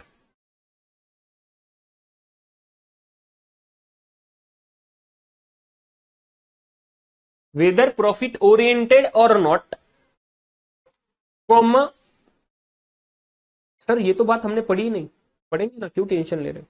Irrespective of its size and nature,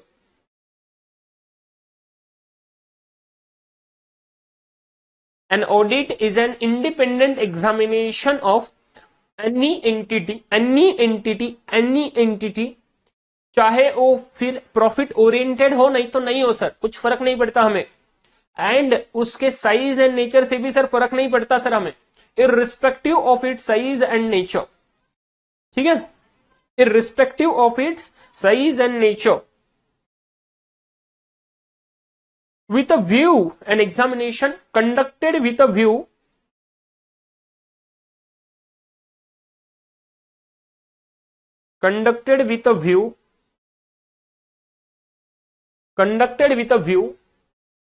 to provide an opinion thereon, to express an opinion thereon.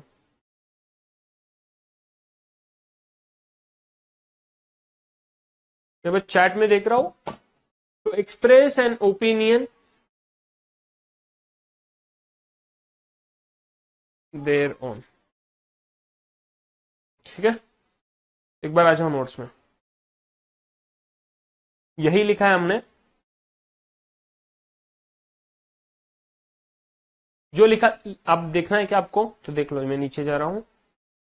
An audit is an independent examination of any entity weather profit oriented और not, आपका लिखे होने के बाद बस मुझे done बोलना, weather profit oriented और not, irrespective of its size and nature, conducted with a view to express an opinion thereon. Perfect. चलो सर डन मिल गया मुझे, आ जाओ आगे आ जाओ। तो सर इसमें हमने क्या पढ़ा, ऑडिट सर एक इंडिपेंडेंट एग्जामिनेशन है, ये तो सर हमने पढ़ लिया, यस एब्सोल्युटली, बट सर कोई भी एंटिटी का हो, कोई भी एंटिटी हो, मतलब सिंपल बिजनेस एंटिटी हो सर, मेरा सोल प्रोप्राइटरशिप है, एक किराना शॉप है सर, मेरे गली के बाजू में, मेरे गली के बाहर सर एक किराना शॉप है, किराना शॉप वाला बट बहुत बड़ा अच्छा बिजनेस करता है, बिकॉज उसके पास सर बहुत सारे लोग काम के हैं सर, इतने ज्यादा लोग काम के, मान लो उसके यहाँ 20 एम्प्लॉयज है, अभी वो अकेला गल्ले पे बैठा हुआ रहता है, जिसमें 20 एम्प्लॉयज कुछ खा पी के आ रहे हैं अभी किराना शॉप है ना, तो किराना शॉप में तो खाने वाली चीजें तो खा पी के आ सकते हैं बीच में जाके किधर, तो भी इतना बड़ा शॉप रहेगा, तो सर हमें पता कैसे चलेगा अगर वो कुछ चोरी कर ले, कुछ क्या कर ले, कुछ को कर ले सर, कुछ झोल कर दे, कुछ सर बुक्स ऑफ अकाउंट्स में गलत रिकॉर्ड कर दिया क्या सर, कुछ कितनी बड़ी बड़ी चीजें हो सकती, कुछ भी हो सकता है सर। तो क्या किराना शॉप वाला चाहेगा ऑडिट करवाना, तो ऑडिट हो सकता है उसका, यस, ऑफ एनी एंटिटी ना, किसी का भी ऑडिट हो सकता है, उसकी मर्जी। बट सर क्या मैंडेटरी है उसको ऑडिट करवाना? नहीं यार, इसको मैंडेटरी नहीं। मैंडेटरी किसको है सर? Only company. देखा ना हमने ऊपर हिस्ट्री में, only company is mandatory to perform with this audit, समझे? ओनली कंपनी को सर मैंडेटरी है ऑडिट परफॉर्म करना, ओनली कंपनी। एंड सर कुछ एक स्पेसिफाइड नेचर ऑफ बिजनेसेस है, बिजनेसेस नहीं बोल सकता, स्पेसिफाइड नेचर ऑफ एंटिटीज है, जैसे कि सर कोऑपरेटिव हाउसिंग सोसाइटी हो, हाउसिंग सोसाइटी हो, ठीक है, उसके बाद में चैरिटेबल ट्रस्ट हो जो रजिस्टर्ड है, इन लोगों को अगेन सर उनके उनके रिस्पेक्टिव एक्ट है, कोऑपरेटिव हाउसिंग सोसाइटी का एक्ट है, ट्रस्ट का एक्ट है, बॉम्बे पब्लिक ट्रस्ट एक्ट है, तो वो एक्ट्स उनको रिक्वायर करेंगे। तो सर कंपनीज एक्ट जो है ना, वो कंपनीज एक्ट रिक्वायर करता है private and public limited company को मैंडेटरी है ऑडिट करवाना, ठीक है। बट सर ये जो कोऑपरेटिव हाउसिंग सोसाइटी है, उसके बाद में चैरिटेबल ट्रस्ट है, इनको भी ऑडिट मैंडेटरी है, बट कौन रिक्वायर करता है? कंपनीज एक्ट नहीं सर, बिकॉज वो कंपनी तो है ही नहीं। बट सर ये रिक्वायर करता है उसके रिस्पेक्टिव एक्ट, जैसे कोऑपरेटिव हाउसिंग सोसाइटीज एक्ट, सही है, कोऑपरेटिव सोसाइटीज एक्ट, तो कोऑपरेटिव सोसाइटीज एक्ट उसको रिक्वायर करता है।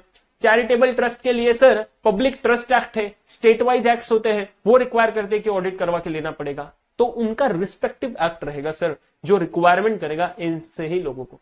बट सर जो बंदा अकेला बेचारा बिजनेस कर रहा है, किराना शॉप अपने गली के नाके पर, सर उसको ऑडिट करवाने के लिए कोई नहीं बोल सकता। बट क्या वो खुद होके ऑडिट करवा सकता है? यस सर, करवा सकता है, उसकी मर्जी, उसको उसके बुक्स ऑफ अकाउंट्स बहुत अच्छे चाहिए तो करवा सकता है ऑडिट, एब्सोल्युटली यस सर, सही है। तो आपको समझ गया, audit can be of any entity. अभी मुझे बताना सर, एक है ना सेक्शन 8 कंपनी है, सर सेक्शन 8 कंपनी को भी ऑडिट एप्लीकेबल, बिकॉज सेक्शन 8 को कंपनी तो सर उसका तो कोई प्रॉफिट का मोटिव ही नहीं रहता। Non profit organisation, non profit organisation, सही है, तो नॉन प्रॉफिट के लिए सर अगर ये ऑर्गेनाइजेशन बना तो क्या उसको भी ऑडिट मैंडेटरी है? यस, बिकॉज वो कंपनी है ना। बट उसको है ना कुछ सर सेक्शन 8 कंपनी को बहुत सारे सर क्या रहते हैं, एग्जामिशंस रहते हैं, lot of things are there, but audit sir उसका भी होगा, because audit can be of any entity, चाहे वो प्रॉफिट ओरिएंटेड हो नहीं तो नहीं हो, कुछ फर्क नहीं पड़ता। सो ऑडिट इनका भी हो सकता है। उसके बाद में सर नेक्स्ट, फिर वो बिजनेस कितना भी छोटा हो कितना भी बड़ा हो, कुछ फर्क नहीं पड़ता sir, irrespective of its size and nature, irrespective of its size and nature, and वो बिजनेस कोई भी चीज का हो, नेचर उसका कुछ भी हो सर, बिजनेस का कोई फर्क नहीं पड़ता। फिर सर वो 1 करोड़ का बिजनेस करता है चलेगा, 1 लाख करोड़ का बिजनेस करता है तो भी चलेगा, दोनों को audit applicable, irrespective of its size and nature. बस वो कंपनी है मैंडेटरी है, कंपनी है मैंडेटरी है। फिर वो कंपनी का बिजनेस माने 1 करोड़ का हो, नहीं तो 1 लाख का भी सेल हुआ तो भी सर मैंडेटरी है ऑडिट, 1 लाख का भी सेल हुआ तो भी मैंडेटरी है ऑडिट, एंड 1 लाख करोड़ का भी हुआ तो भी मैंडेटरी है ऑडिट, बिकॉज वो कंपनीज एक्ट रिक्वायर करता है।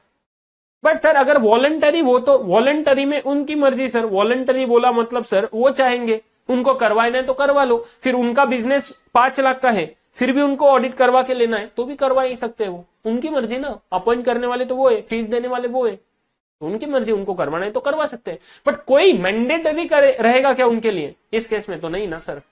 बट अगर कंपनी है तो फिर कंपनी का 1 लाख का बिजनेस हो नहीं तो 1 लाख करोड़ हो, कोई फर्क नहीं पड़ता, ऑडिट मैंडेटरी है। Clear?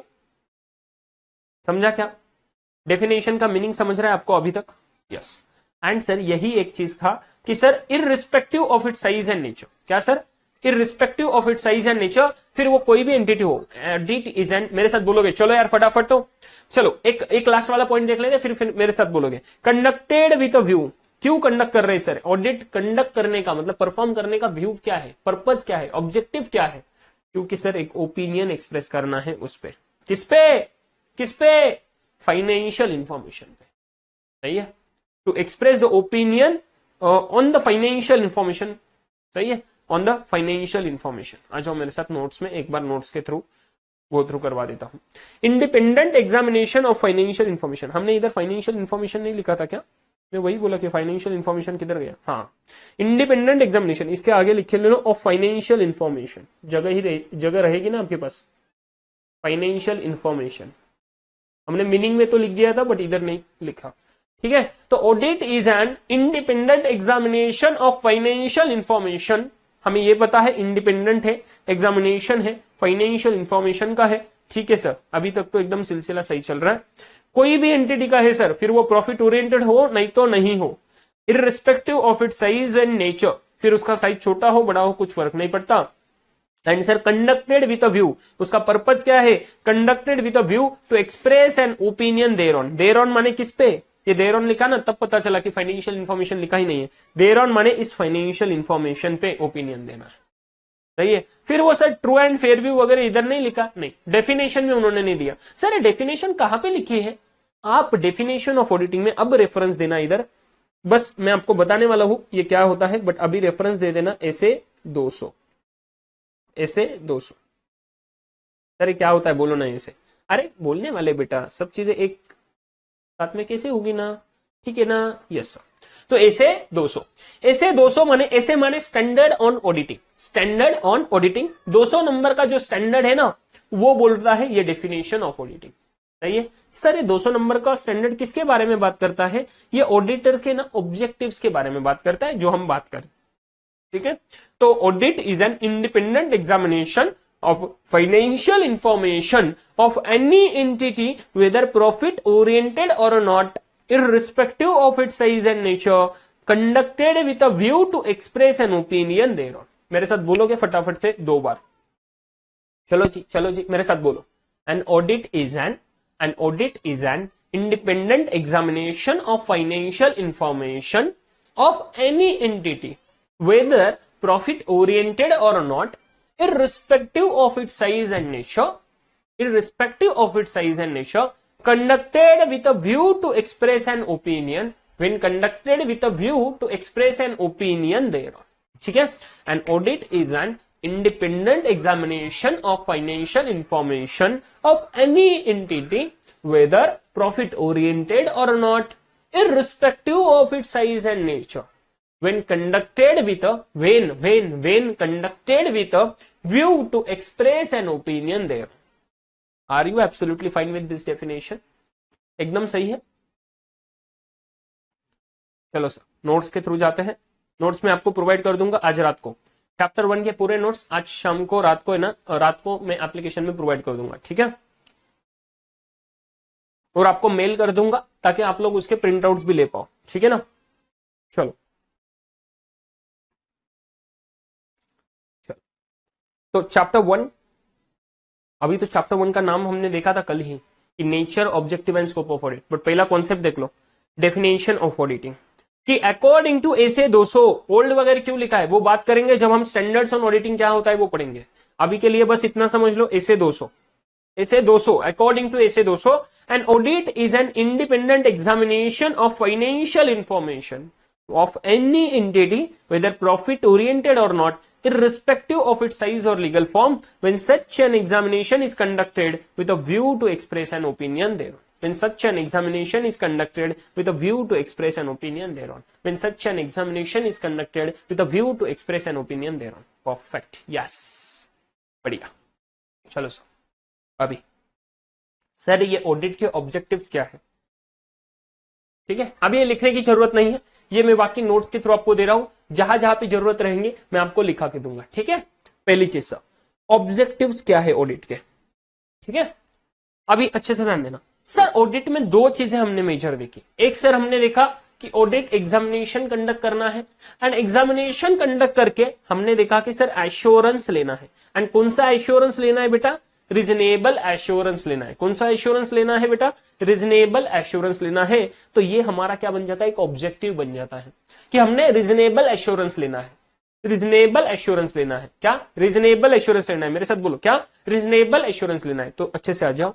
As per SA 200, as per SA 200, जिसका नाम है, एक्चुअली नाम तो बहुत बड़ा है, बट यहाँ पे शॉर्ट फॉर्म में अगर उसको बोले तो as per SA 200 which deals with overall objectives. Objectives मतलब क्या होता है? आपने एसएम में पढ़ा रहेगा, अगर आपने एसएम के क्लास किए हैं स्ट्रेटेजिक मैनेजमेंट, तो उसमें एक रहेगा गोल वर्सेस ऑब्जेक्टिव। शायद मैं जब आईपीसीसी में था, मेरे टाइम आईपीसीसी था, तब ये था मैं शायद कॉन्सेप्ट, तभी मैंने पढ़ा हुआ था, तो मुझे याद है। देखो, गोल वर्सेस ऑब्जेक्टिव।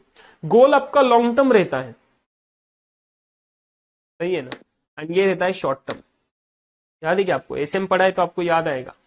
अगर एसएम में रहेगा तो अभी मुझे पता नहीं, उन्होंने निकाल दिया होगा तो, बट ये रहता है शॉर्ट टर्म। तो देखो, इंग्लिश लैंग्वेज का कमाल, जब आप गोल बोलते हो तो आप बोलते हो भाई मुझे चार्टर्ड अकाउंटेंट बनना है, 4 साल बाद बनूंगा, पता है, लॉन्ग टर्म गोल है मेरा। बट अभी मुझे आईपीसीसी इंटरमीडिएट क्लियर करना है, तो इंटर क्लियर करना मेरा ऑब्जेक्टिव हुआ। अलग अलग ऑब्जेक्टिव्स को पास करते हुए सर आप गोल तक अचीव करोगे, सही है ना। तो शॉर्ट टर्म ऑब्जेक्टिव क्या है हमारा ऑडिट में? ऑडिट में ऑब्जेक्टिव्स क्या है बेटा? ऑडिट में 2 ऑब्जेक्टिव्स है। एक सर है मेरा ऑडिट के ऑब्जेक्टिव्स में इसके नीचे शॉर्ट में ना, शॉर्ट नोट्स वाला जो नोटबुक है उसके नीचे एक बार एक छोटा सा डायग्राम बना दो, सिर्फ इतना, स्टार करके, ऑब्जेक्टिव्स ऑफ एन ऑडिट। जितना लिखोगे ना उतना ज्यादा दिमाग में जाएगा, अच्छे से ध्यान रखना, इसलिए लिखवा के दे रहा हूं सर। नोट्स में तो दिया है, फिर लिखने की क्या जरूरत है? ये writing practice is very important.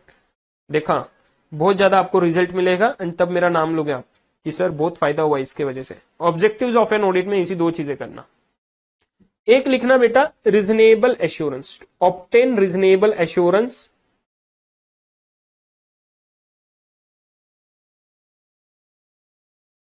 Obtain reasonable assurance. Reasonable assurance का मीनिंग तो अभी आपको पता है, ऑब्टेन रीजनेबल एश्योरेंस। उसके बाद में बेटा एक बार रीजनेबल एश्योरेंस ऑब्टेन करो, उसके बाद में बेटा बोला चलो 3 ये कर देना, ठीक है, थोड़ा कर लो मैनेज, ताकि मैं आपको ज्यादा खिचड़ी ना करके दूं इधर ही पहले पॉइंट पे। Obtain reasonable assurance about financial statements. Financial statements को शॉर्ट में बोला एफएस, अबाउट एफएस, एकदम शॉर्ट में लिख के दे रहा हूं, being free from material misstatement. Please, ये एक इंपॉर्टेंट वर्डिंग है, ये फ्री फ्रॉम मटेरियल मिसस्टेटमेंट।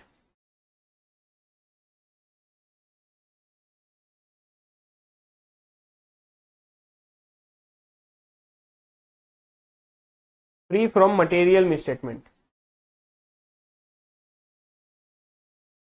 ठीक है, इसको अंडरलाइन कर देना, फ्री फ्रॉम मटेरियल मिसस्टेटमेंट को, बिकॉज इसका मीनिंग हम नीचे लिखने वाले हैं क्या होता है, ठीक है। ये बड़ा मीनिंग है, इसको समझाना पड़ेगा मुझे। फ्री फ्रॉम मटेरियल मिसस्टेटमेंट, ये पहला ऑब्जेक्टिव हुआ मेरा। ये दोनों का ऑब्जेक्टिव एक ही है, ये दोनों एक ही इसमें आते हैं। रीजनेबल एश्योरेंस किसका लेना है बेटा? ये पहला ही हुआ मेरा, ये दोनों मिलके। मैंने बस खिचड़ी नहीं होनी मतलब इसलिए लिखा के दिया आपको, ठीक है। तो ये मेरा पहला वाला हुआ, ये दोनों का मिला के, ठीक है। एंड देन एक सेकेंड ऑब्जेक्टिव आता है टू रिपोर्ट, एक सेकेंड वाला लिख लो, सेकेंड नंबर दे दो ताकि आपको हेल्प होगा, इधर एक नंबर दे देना। सेकेंड वाला objective to report and communicate, एकदम शॉर्ट में लिख के दे रहा हूं जो जो इंपॉर्टेंट वर्ड है। To report and communicate the opinion, to report and communicate the opinion, ठीक है। तो रिपोर्ट करना मतलब आपको पता है सर क्या आता है? ऑडिट रिपोर्ट कल हमने देखा, एक डॉक्यूमेंट के थ्रू बताएंगे कि भैया मेरा ओपिनियन क्या है। एंड कम्युनिकेट करेंगे, बताना, किसी को तो बताना, सिर्फ लिख के क्या करेंगे वो डॉक्यूमेंट, सही है, जेब में थोड़ी ना रखेंगे, कम्युनिकेट करेंगे। तो कम्युनिकेट करना है किसको? ओपिनियन को। ये हमारा सेकंड ऑब्जेक्टिव है। Clear with this? As per SA 200 भैया जी मेरे साथ बोलो, ये लिख लिया आपने, ये लिख लिया होगा आपने। तो मेरे साथ बोलो, दो ऑब्जेक्टिव्स है। पहला, रीजनेबल एश्योरेंस लेना है कि financial statement free from material misstatement है क्या।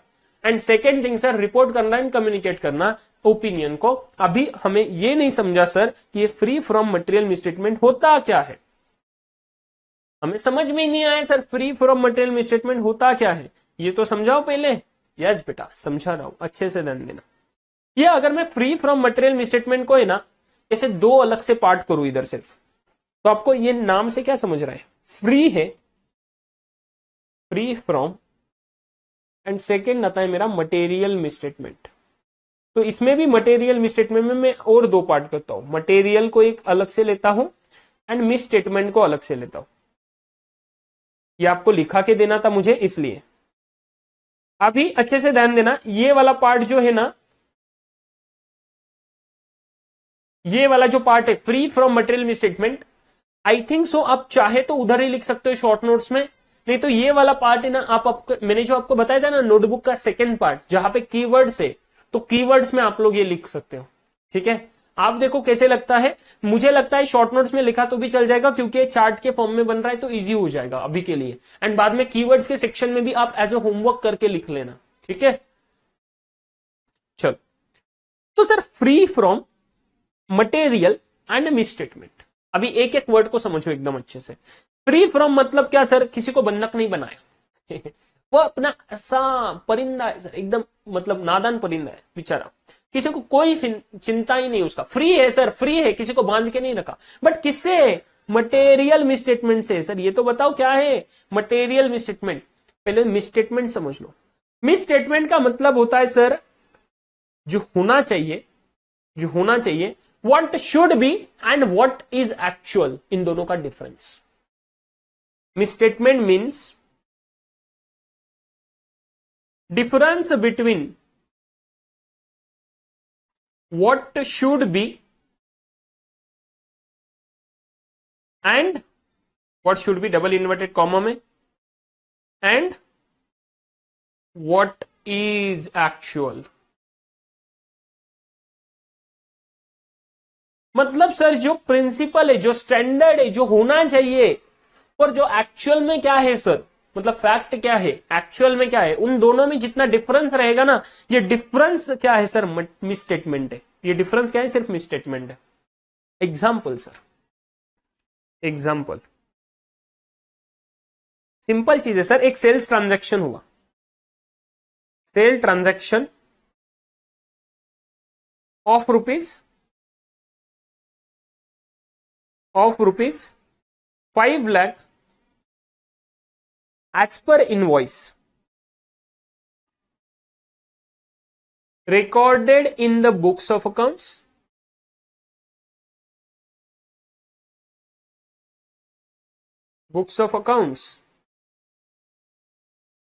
at rupees 5 लाख का जो इनवॉइस था सर, ट्रांजैक्शन था, वो इन्होंने बुक्स ऑफ अकाउंट्स में अकाउंटिंग करते समय सर गलती से recorded in the books of accounts at rupees 50,000, 50K माने 50,000। ठीक है, 5 लाख का ट्रांजैक्शन इन्होंने 50,000 का रिकॉर्ड किया। व्हाट शुड बी क्या है बेटा, व्हाट शुड बी क्या है, 5 लाख रुपए, 5 लाख रुपए होना चाहिए था, ये बना मेरा व्हाट शुड बी। ठीक है, ये मेरा what should be. And what is actual, actual क्या है, ये एक्चुअल है सर 50,000। तो इन दोनों का डिफरेंस कितना है बेटा, इन दोनों का डिफरेंस कितना है, what should be and actual, 4.5 lakh का डिफरेंस है। तो difference is equal to rupees 4.5 lakh, and ये डिफरेंस को हम बोलेंगे बेटा मिसस्टेटमेंट।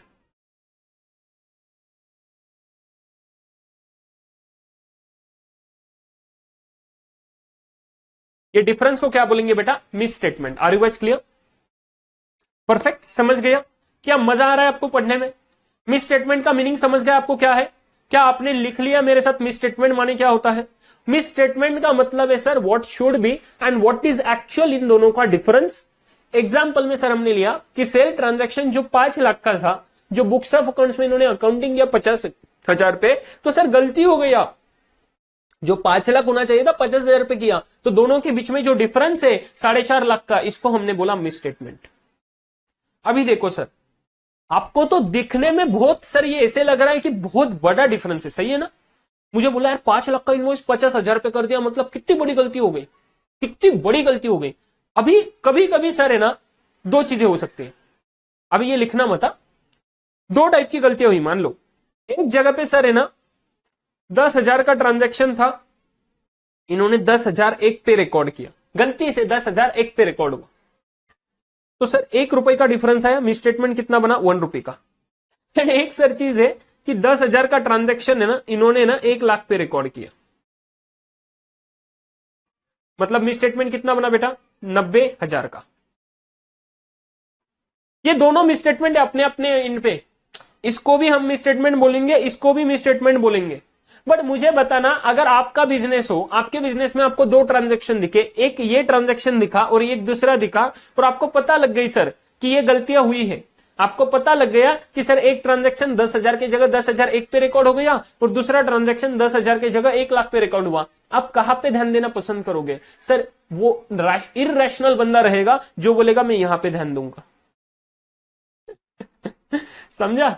वो तो बंदा इररेशनल रहेगा ना जो बोलेगा मैं 1 रुपए पे ध्यान दूंगा, भाई 1 लाख का मुझे 90,000 का कुछ नहीं पड़ा। सर वो बंदा बहुत लॉजिकल बंदा है जो बोलेगा कि भैया मैं 90,000 पे ध्यान दूंगा। लॉजिकल है यार, कॉमन सेंस है, मैं 90,000 पे ध्यान दूंगा, मैं 1 रुपए को ध्यान दूंगा, इतना मुझे क्या फर्क पड़ता है 1 रुपए का, होने दो 1 रुपए की गलती, होने दो, मेरे लिए कोई फर्क नहीं पड़ता। बट मेरे लिए 90,000 बहुत काम के है सर, 90,000 बहुत काम के, ठीक है। अभी सर सेकंड एग्जांपल, ये फर्स्ट एग्जांपल था। एक सीन सर ऐसे हुआ, रिलायंस इंडस्ट्रीज। सर क्या रिलायंस के बार बार एग्जांपल लेते हो, कल भी रिलायंस आज भी रिलायंस, चलो आज एक नया एग्जांपल लेता हूं, इन्फोसिस। इन्फोसिस का नाम सुना है बेटा आपने, कंपनी इन्फोसिस लिमिटेड सुना है? अरे सुना ही रहेगा, IT company, information technology IT company, ठीक है। तो बहुत बड़ा कंपनी सर इन्फोसिस। अभी इन्फोसिस में सर अकाउंटिंग में ना, मानो एग्जांपल दे रहा हूं बस, 2 सिनारियोस है।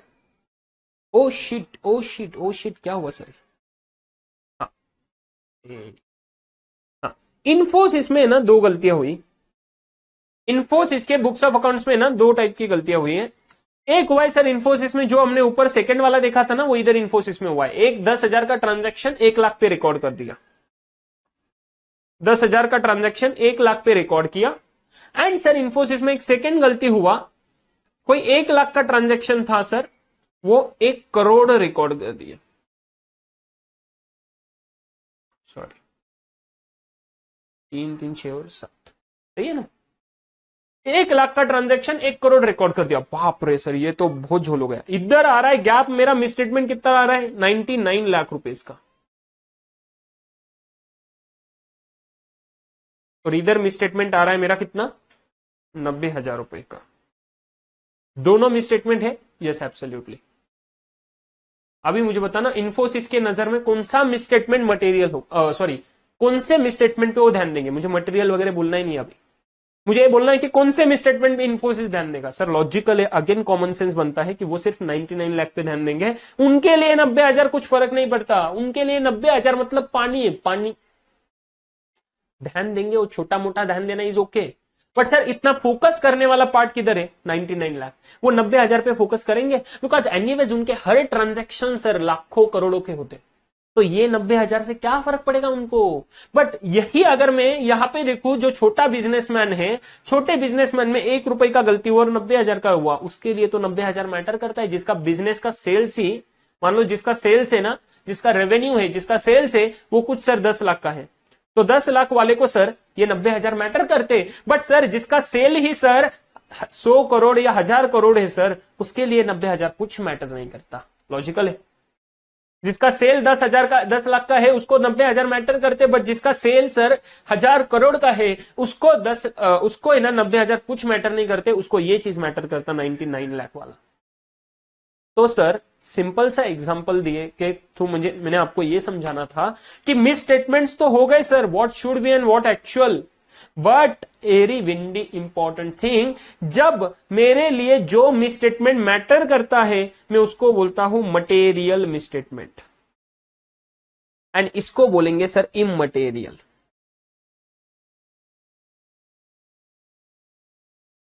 यहां पे material misstatement 99 lakh,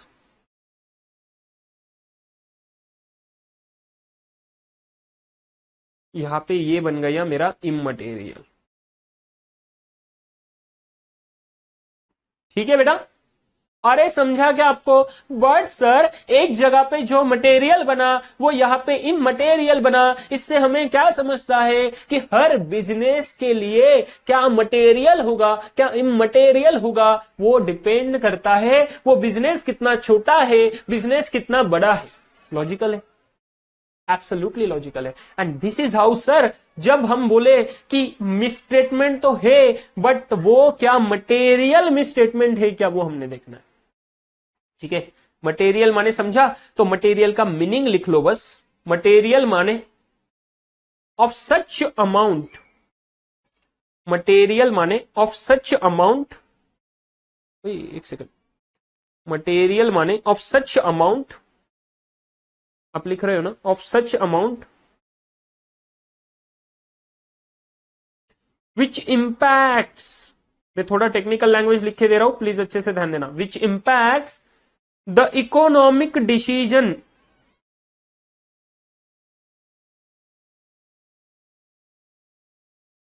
of the users of, economic decisions of the users of financial statement of such amount which impacts the economic decisions of the users of financial statement। क्या आपको समझ गए? इसका मतलब क्या है? फ्री मटेरियल मिसस्टेटमेंट समझा क्या? फ्री फ्रॉम बताना है मुझे अभी तक। मटेरियल मिसस्टेटमेंट, मिसस्टेटमेंट समझ गए sir, what should be what actual, दोनों का डिफरेंस मिसस्टेटमेंट। बट सर ये मिसस्टेटमेंट मटेरियल भी हो सकता है, इमटेरियल भी हो सकता है। मटेरियल मतलब ऐसा अमाउंट, इतने अमाउंट का कि जो सर वो फाइनेंशियल स्टेटमेंट्स, हम बात क्या कर रहे हैं, अभी ऑडिट में आ जाना, अभी ऑडिट में आ जाना। ऑडिट में दिखा सर फाइनेंशियल स्टेटमेंट्स में सेल्स जो था वो 1 करोड़ का है, एक्चुअल में 1 करोड़ का एक्चुअल में 1 करोड़ का होना चाहिए था, उधर दिख रहा है सर 10 लाख का। मटेरियल मिसस्टेटमेंट हुआ, मटेरियल, क्योंकि ये डिफरेंस जो है वो बहुत सर अफेक्ट करेगा किसको, जो वो फाइनेंशियल स्टेटमेंट्स देख के हमारा डिसीजन मेकिंग करेगा कि क्या ये कंपनी में मैंने इन्वेस्ट करना है या नहीं। मान लो आज मुझे स्टॉक मार्केट में रिलायंस इंडस्ट्रीज के शेयर्स खरीदने, रिलायंस नहीं, चलो इन्फोसिस का एग्जांपल लिया था, इन्फोसिस के शेयर्स खरीदने, एंड इन्फोसिस के शेयर्स खरीदते समय मैंने देखा उनका फाइनेंशियल स्टेटमेंट्स, बिकॉज मैं शेयर होल्डर बनूंगा, इन्वेस्टर बनूंगा, मैं पैसे लगाऊंगा, मतलब मुझे देखना जरूरी है कि वो कंपनी का परफॉर्मेंस कैसा चल रहा है, उनका बिजनेस कैसा चल रहा है। मैंने उनका देखा फाइनेंशियल स्टेटमेंट्स, एंड वो फाइनेंशियल स्टेटमेंट्स में मैंने देखा कि रेवेन्यू दिया हुआ है, मान लो सर कुछ 1 लाख, और सर जो होना चाहिए था 1 करोड़, फॉर एग्जाम्पल, अभी मैं उल्टा कर रहा हूं हमारे अभी के लिए, तो 1 करोड़ होना चाहिए था, 1 लाख दिया है, तो मेरा डिसीजन मेकिंग क्या हुआ, भाई 1 लाख का कंपनी है, छोड़ो इसको, कौन लेगा। उसी जगह पे अगर 1 करोड़ होता, उसी जगह पे अगर 1 करोड़ होता तो ले लेता सर, उसी जगह पे 1 करोड़ होता तो तुरंत शेयर्स ले लेता, बिकॉज सर तुरंत ही मुझे पता लग जाता है भाई अच्छी कंपनी है, 1 करोड़ दिखा अमाउंट तो अच्छी कंपनी, 1 लाख की जगह पे मैं नहीं लूंगा। एग्जाम उल्टा, अभी जो हमने देखा था कि 1 लाख होना चाहिए था बट 1 करोड़ का रिकॉर्डिंग कर दिया, तो अभी ध्यान देना, 1 लाख होना चाहिए था, P&L में दिखा मुझे 1 करोड़ इनके, तो उसके फॉर्म में आके मैंने क्या कर लिया, शेयर्स ले लिए, बट बाद में किसी ने मुझे बताया भाई 1 करोड़ नहीं है, वो गलती से 1 करोड़ हुआ था, एक्चुअली वहां पे 1 लाख होना चाहिए। तो भाई जो मैंने डिसीजन मेकिंग वो फाइनेंशियल स्टेटमेंट्स, P&L स्टेटमेंट देख के लिया था बाय करने का, क्योंकि मैंने 1 करोड़ देखा तब मैंने डिसीजन मेकिंग लिया ना बाय करने का। बट सर वो अगर 1 लाख होता तो नहीं लेता।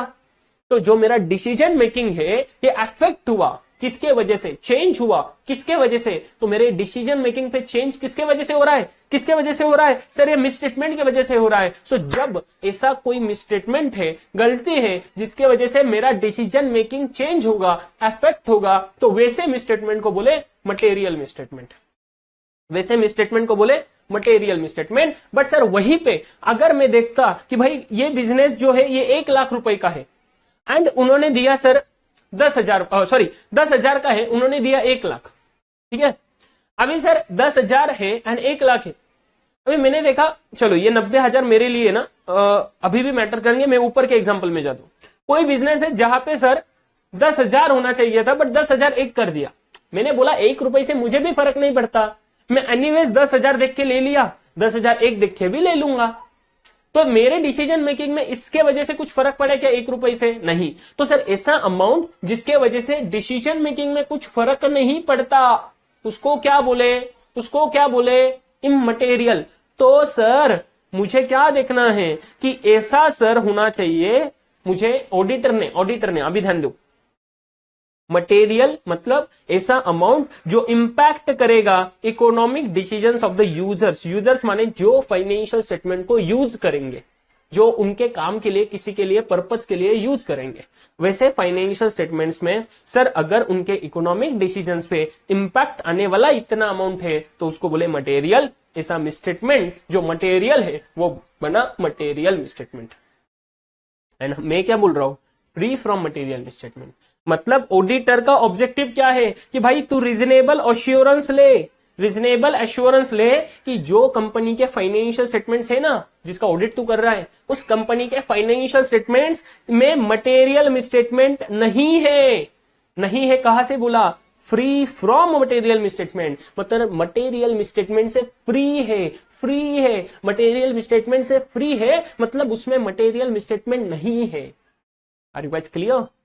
तो ये मेरा बना सर रीजनेबल एश्योरेंस ले that the financial statements being free from material misstatements. मतलब उस फाइनेंशियल स्टेटमेंट्स में मटेरियल मिसस्टेटमेंट्स नहीं है। ये आपको पहला ऑब्जेक्टिव बनता है आपका। What it? First objective that the financial statements are free from material misstatement. Perfect. Answer second objective तो सही है। जैसे ही मैंने देख लिया कि क्या फाइनेंशियल स्टेटमेंट्स मटेरियल मिसस्टेटमेंट से फ्री है क्या, तो मेरे दो ऑब्जेक्टिव दो आउटपुट बन सकते हैं। एक बोलूंगा सर आइदर है फ्री फ्रॉम मटेरियल मिसस्टेटमेंट, मतलब उसमें इतनी गलतियां नहीं है सर जिससे इकोनॉमिक डिसीजंस चेंज होंगे। एंड एक सेकंड बन सकता है सर कि उसमें मटेरियल मिसस्टेटमेंट से फ्री नहीं है, माने मटेरियल मिसस्टेटमेंट्स है मतलब इतनी सारी गलतियां है कि जो सर अफेक्ट करेगी, इंपैक्ट करेगी economic decisions of the users of FS. सही है क्या? दोनों सिनारियोज बन सकते हैं। Either sir free from material misstatement होगा, नहीं तो नहीं होगा। और फ्री फ्रॉम मटेरियल मिसस्टेटमेंट होगा मतलब इतनी सारी गलतियां है बट उससे एनीवेज फर्क नहीं पड़ता, तो इतनी छोटी छोटी गलतियां है, बहुत बड़ी गलतियां नहीं है। बट सर एक सेकंड सिनारियो जहां पे फ्री फ्रॉम मटेरियल मिसस्टेटमेंट नहीं है, माने गलतियां इतनी सारी है कि जहां से फर्क पड़ रहा है, जहां से इंपैक्ट आएगा ओपिनियन पे। समझे क्या? तो that is how sir it works. And फिर जो मेरा आउटपुट रहेगा ना कि whether free from material misstatement है या नहीं है, ये मुझे बताना है किसको? ये रिपोर्ट करना है किसको? शेयर होल्डर्स को। एंड कम्युनिकेट करना है उनको।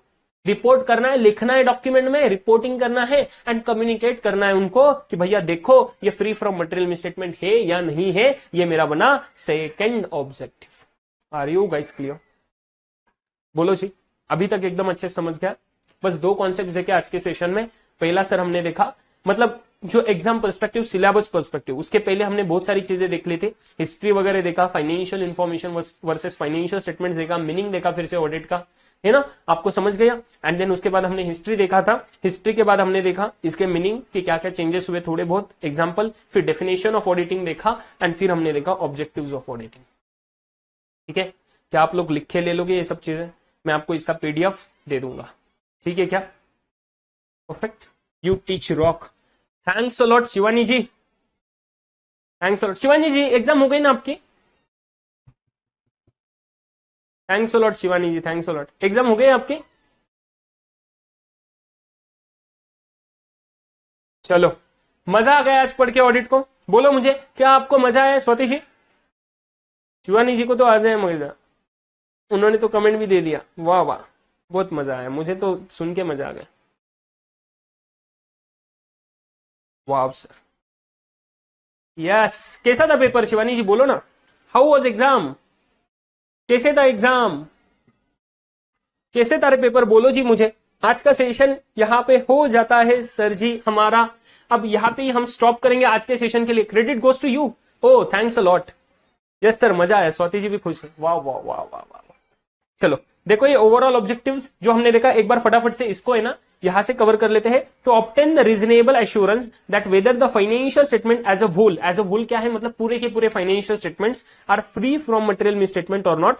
And second objective, to report on the financial statements and communicate as required by the standards in accordance with the auditor's findings, कि हमने जो सर हमारा फाइंडिंग था, हमारे जो ऑब्जर्वेशंस थे, उसके हिसाब से कम्युनिकेट करो, रिपोर्ट करके कम्युनिकेट करो। ठीक है क्या? गुड, अच्छा था, वेरी वेरी गुड। मुझे प्लीज पेपर भेज देना ना टेलीग्राम पे, मुझे क्वेश्चन पेपर प्लीज भेज देना ना टेलीग्राम पे, नहीं तो पर्सनली व्हाट्सएप पे। ठीक है, मुझे देखना है पेपर कैसे था। ठीक है, मैं एक्चुअली तुम्हारा पेपर शुरू हुआ 5 बजे, तो मेरा क्लास शुरू हो गया, इसलिए मैं किसी से बात ही नहीं कर पाया। बस मुझे मैसेजेस आए व्हाट्सएप पे, तो नोटिफिकेशंस पे देख पाया कि सर नाइस पेपर, मजा आ गया। फिर वो तो देख के मजा आ गया। ठीक है क्या? चलो जी, तो करें यहाँ पे अपना आज का सेशन एंड। मिलेंगे कल के सेशन में, अच्छे से डिस्कशन करेंगे आगे की चीजें। अभी एकदम अच्छे से हम इस पर्टिकुलर इसमें सब्जेक्ट में घुस जाएंगे एंड एकदम बढ़िया से बातें करेंगे, एकदम बढ़िया से सीखेंगे ऑडिट के सब्जेक्ट को। आई होप आपको अच्छा लगा है। अच्छा लगा है तो फटाफट से अपने दोस्तों को रिकमेंड कर दो भैया जी प्लीज। एंड जिनका भी एग्जामिनेशन है नवंबर 21 में, सबको बोलो फटाफट से, पूरा की पूरा लाइव कोर्स हो रहा है, एकदम बढ़िया से लाइव कोर्स हो रहा है एंड एकदम अमेजिंग रॉकिंग हम पढ़ने वाले हैं। So मतलब at the end of the course your confidence will be at the another level pick, that is what I can definitely guarantee you। मैंने आपको बोला, मैं आपको एब्सोल्यूट एश्योरेंस दे रहा हूं उसका आज का जो चीजें पढ़ी ना हमने, तो मैं आपको एब्सोल्यूट एश्योरेंस दे रहा हूं। मैं आपको रीजनेबल नहीं भाई, ये रीजनेबल ऑडिट में चलता है हमारे, इसमें एब्सोल्यूट एश्योरेंस देता हूं। डन सर, चलो गाइस, तो मिलेंगे कल के सेशन में। अच्छे से अपना ध्यान रखना, ख्याल रखना, take care of yourself, have a absolute time. चलेगा? चलो बाय बाय।